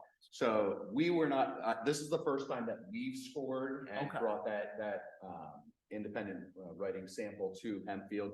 It was state scored, but it's using the same rubric Gotcha. and looking for Okay. the same evidence. That's helpful, thank you. The other diagnostic that we use is Exact Path. So not a lot to really pull out of this chart again, except for the fact that these are our baseline numbers that we'll start with. As you look across, really pretty consistent scores in the 3 pilot areas per grade level. Couple inconsistency, grade 2 wit and wisdom slightly higher, grade 5 SAVA slightly higher, and the grade 6 Hempfield students are scoring slightly higher on that beginning of the year Exact Path diagnostic. It's just randomly how the students fell to start the year. But then we will now pull those numbers and start to use them in our mid-year and end-of-year analysis. All right, so next step's a little bit of a timeline here of what you should expect to see throughout the rest of the year. We expect to get that growth data from the state here over the next month. That will allow us to pull some information from last year's numbers. We'll be compiling that, pulling that together through the winter. In January is where we're going to give our mid-year diagnostics. So that will be both another round of the writing samples, but also our Exact Path scores and our Acadian scores. In February, we're going to be collecting that survey data again from our students and from our community as well to how they view the pilot. And we'll be looking at doing a mid-year data presentation, or excuse me, a mid-year review of the pilot sometime in February with a follow-up data presentation in March. So we did a pretty big data presentation for you last March when we tried to pull all the numbers together. We'll expect to mimic that again this coming March. Ultimately leading to a final recommendation in the spring. June is our absolute end point. That was the exception that Mr. Bromerski got from the state for us to be able to reach a decision so we could continue to use the ESSER funds one further year. We hope to have that recommendation sooner to you, hopefully at the April meeting. But that's the time frame that we would be looking to make that final decision. In this timeline, do you have another parent meeting? Some We other just- parent meetings will be scheduled. We just had scheduled one parent informational meeting at the Mhm. beginning of the year to share information about the pilot. We did not have another one on the books. We are going to continue to collect information and have conversations with them. If they're telling us that they need to have another information session, we certainly can arrange one. Okay. We don't Thank have you. one on there. Mhm. And just as a reminder, we decided as a board to collect our own data because we couldn't find any similar other districts that were using both programs. So that we will have data, so we'll be able to make a database decision. That's the goal, to get a second year, is to get more Mhm. data so that we can see how the numbers play out. And it's based on internal numbers. Yep. Yep. As you know, this is a huge decision. I don't have to tell you that. One of the best ways is to see it in action. I know I've taken several of you around. Mr. Wagner, Mr. Wolmuth, have been in the classroom to see it. Mr. Donato loves coming around to the classrooms. So he will tell you what a powerful experience it is. The numbers are one thing, inviting staff here to tell you about the program is one thing, but seeing it in person in action is another. Please let me know what your schedule looks like. I'll be more than happy to take you around and show you the programs. You can ask for exactly what you want to see and we'll customize that tour for you. We'll get you into both classrooms so you can kind of see the differences of the programs. Any other question? I've got a few. So first of all, I will be taking you up on that. I'm gonna also come and check out some classrooms. So thank you for the invite. Couple quick things, 3 questions, by my count. Number one, just a couple of these are stupid questions, just curiosity. March 8th in service, that's the next in service for our teachers for these programs? Is that, did I catch that correctly? That is our next full day in service where we can invite the programs to come in and give a full day of training to our teachers.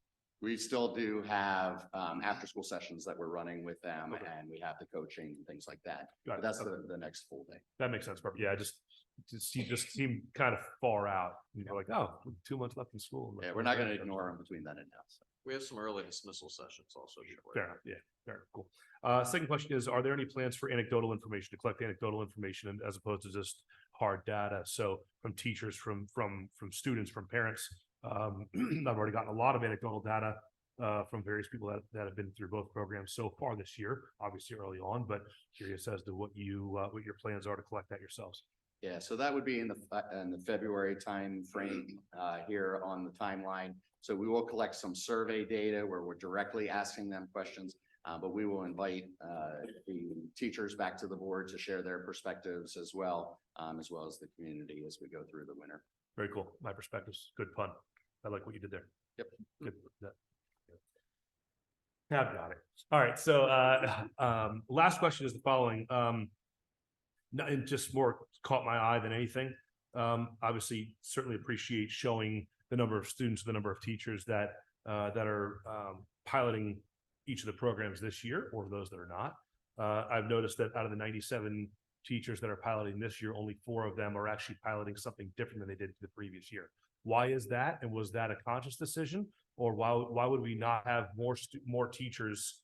You know, why would you not have an even split, a nice mix? Because for me, I want to call the teachers and go, hey, you did both. Now I want to know what you think about both. Because those that I'm going to call for Wit and Wisdom are going to be like, this is the best thing ever. Those that I'm going to call for Savage are going to say, this is the best thing ever. But I'm not going to have competing opinions. Yeah. From the same perspective. Sure. So if I could control the experiment, if I could control the pilot, right, we would definitely have even numbers there. It's one of the constraints of having a voluntary pilot where the teachers are volunteering to run a program. We hustled and tried to get as many of them to give us some different perspectives to try out a different program. We ultimately had 4 who were willing to do that, a lot who used it 1 year. You can imagine you spent a year, preparing those materials. You want to use it again. There's value there. Yeah, I get absolutely. So from their perspective, I can see why, they fought so hard to use those materials again for a second year. That probably speaks to it more than anything. That's in terms of I don't blame those folks. I mean, it's a lot to ask if they were to switch. So, but just curious on that. But appreciate the insight. Thank you. Yep. I'm not sure if you touched on this or if I know this because you told me this or we talked about it in another meeting, that Wit and Wisdom both of them have coaches that come in on a regular basis, on a weekly basis, and that's going to be through the whole pilot program? That is correct. Yeah, we have a coaching agreement with each company that lasts the whole year. Slightly different setup and design with their coaching, but both are providing strong support for our teachers. So each week, like how much is Savas? So the way Wit and Wisdom's coaching structure is we have one coach who is with us all year long. So she is in the classrooms 3 or 4 days a week, all throughout the year. Savas has a more of a team approach. So we have three designated coaches who are in the classroom. They have a schedule that they rotate between the buildings. But we have also had their consultants who have been here regularly working with both our teachers and our coaches. So more numbers, less days, I guess. But they're both staff, both teachers are receiving similar level of support from this coaching. Good, thank you. Any other questions?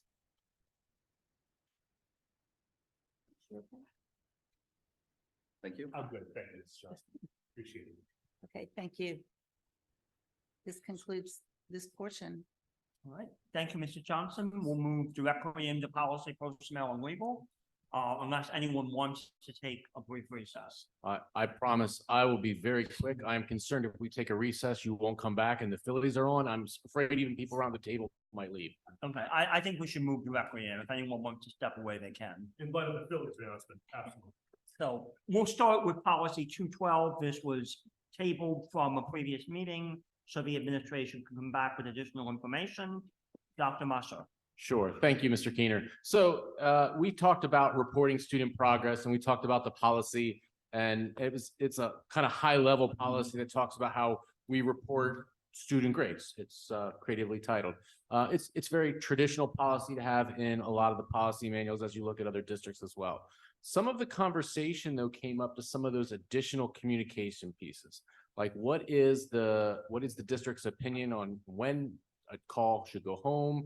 How often should that call go home? And then there was some questions from different board members about the accountability of that. So I believe we referenced at the time that we did create a call home communication expectation. It was created back in 2016. I told the board that we would take a look at that communication log and update that, make a couple changes. So that is in your folders tonight to look at. I also want to share that while we're doing the communication piece over here, I'm also assembling a group of professionals to look at our Schoology expectations, because that was another topic that came up during our conversation, that sometimes a parent will have a teacher that lists a lot of stuff on Schoology, and next they'll move to another teacher that maybe doesn't have as much stuff on Schoology, and there's a disconnect there for the parent. So we're trying to have, a baseline minimum expectation for all staff. But I think it's also important to note that this goes with the communication piece as well. We don't want to have a district where it's all incumbent upon the parent or the student or the guardian to do all the checking and we have the information over here. We also feel it's very valuable for teachers to be reaching out, establishing relationships and filling those communication needs. So we're taking a two-prong approach to answering some of the board's questions around this policy and how it complements the more traditional policy. So I'll take any questions the board may have as the direction the district's taken. I don't have a dog in this fight or any child in the district currently, but I do have a question. Have we gone away from traditional, what I would call teacher conferences? Because that was one of the things that Mr. Wagner brought up, and I don't want to speak for you, Mr. Wagner, but I didn't hear that addressed as part of this. I don't necessarily just have to see it in policy, but I think some kind of procedure expectation might be appropriate. But I guess I preface that with the fact that, again, I was used to 2 conferences a year when my children were in school, where you physically could go and meet with those teachers throughout the year. And that went from grade school right up through high school. If that's fundamentally changed and we're using different methods, forgive me for my ignorance, but I think coming back to that, if that's not fundamentally changed, then is there any restriction in us affording that expectation today? Yeah, so since my time in the district, we've had conferences all through the elementary level. The secondary level, it has been by parent request, but it is something that is readily accepted. I mean, in multiple meetings a year. There is no, you've met too many times, we're done here. Especially in the middle school level with the teaming structure. Sometimes it's difficult to get everybody to meet so we can have them meet on the team planning period so they can talk to all the teachers at once to see if it's a problem that's occurring in multiple classrooms. But as far as actual established conferences in the secondary level, that does not exist. again, I'm not suggesting it has to be there, but the concern I heard pretty strongly from Mr. Wagner, and again, I don't want to speak for you, but I want to support you a little bit in this. If there is a need for that and we have a gap because we're not affording, those expectations of 2 conferences a year, for example, is there a need to reconsider that? Is my question. The access is always there. More than one conference, multiple conferences. We've never said no to any parent need for any conference. So I don't see a need to memorialize anything different in policy at this point. Well, certainly not as long as I'm in the district. I guess I'll come back to the fact that is a little different than just meeting with that teacher. Those conferences in the evening were built around meeting with multiple teachers. So for a parent, you could kill a number of birds with one stone. In essence, I could meet with the high school teachers, for example, and I could meet with each one that my student had that semester or that half of the year. So I guess I'm pushing back a little bit on that to say, am I missing something there? There's limitations with teacher time in the evening with that we could hold those conferences. And you don't have to answer this, but if you can, go for it. Is that contractually based? Yes. Okay, thank you. The open houses for the middle school and high school, is there one a year or are there 2, 1 per semester? There's 2 per semester at the high school. There's 1 in the middle school because they run the same courses through the whole period. So that's the parent opportunity to come in and Mhm. meet the teachers. It's quick. Mhm. But you get to a feel for the teachers and if I remember correctly, it's been a while, they give their information. Oh, yeah, and they go around to the team and they talk about the classroom. We're also, again, not directly related to supporting student progress, but along the same vein, we're working on some transition pieces as the board requested the district to investigate potentials for anybody moving from the middle school to the high school and from the elementary up into the middle school, and then maybe potentially kindergarten and 1st grade, where we're gonna see if we can have some additional in-school opportunities for some of those kids to walk around the building, get lunch without everybody else in the building, and explore some of their future setting without the bustle of that first day. Okay, any additional questions or comments about 212? Just one quick one. So, Dr. Musser, you did reference, a communication, a document, an administrative document that is to be tagged to the current policy 212. Would you be able to go ahead and just give us a quick overview of that? You can find it in your packets, by the way. It is it's well written, frankly. I think it covers a lot of the things we discussed at the last meeting. I like it a lot. What I will say, and what part of my ask is, as you discussed this a little bit, Dr. Musser, is we can have every tool and resource in the world. We can have every document. We can have every directive in the world. At the end of the day, without a deliverable expectation, none of that matters. And so if you could please speak to what the plans are to how to make sure that this document right here does get executed along with policy 212, that'd be great. Sure. So I already had a secondary principal meeting this week. I told them that this was going to be up on the docket for the board to discuss. If the board decides to approve this policy, then we will be sending out this for all our principals to communicate with staff, faculty meetings, and so forth. As far as the follow-up and responsibility, it'll follow the normal chain of command. If a teacher's not following the communication guideline, that'll be something that their principal will first address. If the principal's not addressing it, Dr. Daniger or myself will address it.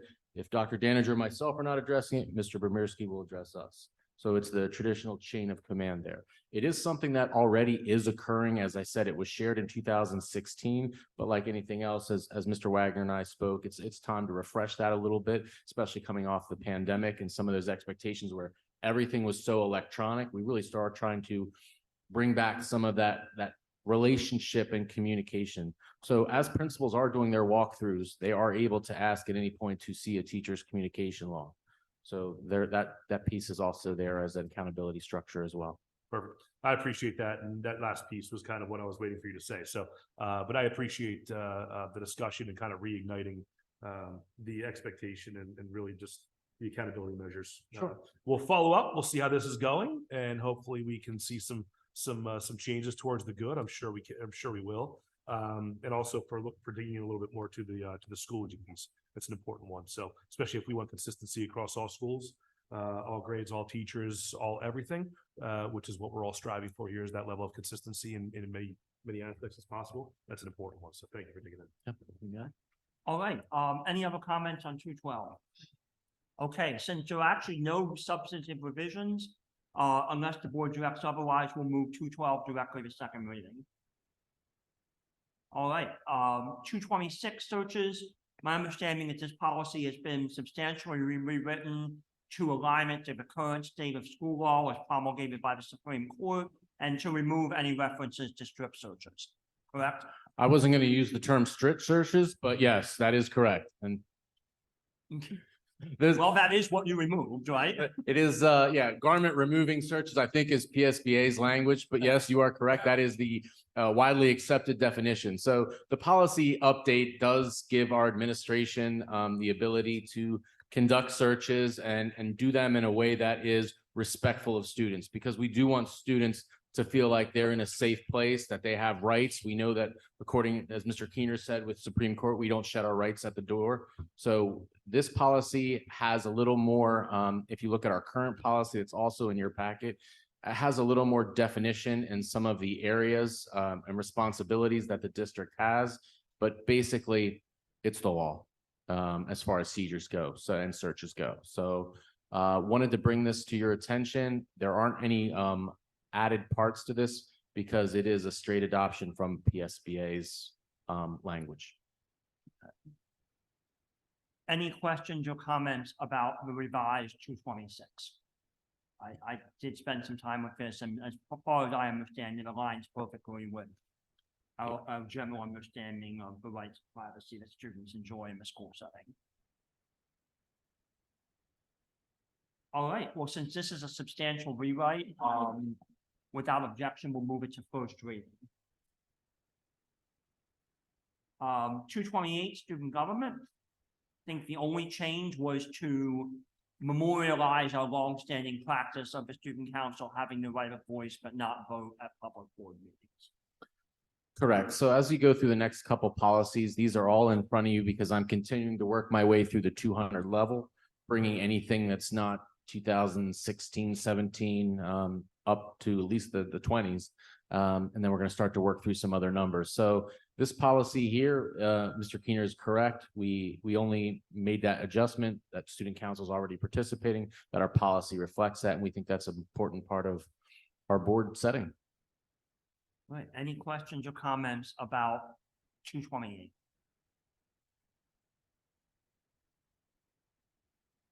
All right, since there is a change, even though it's not a practical change, we've been doing it for years, I'm going to suggest that we move this to first reading. Mr. Barr, is that? Yes. Okay. All right, 229, 232, and 234, I believe are simply updates for date purposes with no recommended changes. That is also correct. Does anyone have any comments about 229, 232, or 234?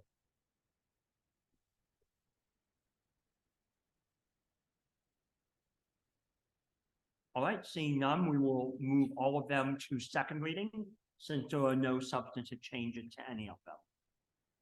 Does anyone have any other policy related items to discuss?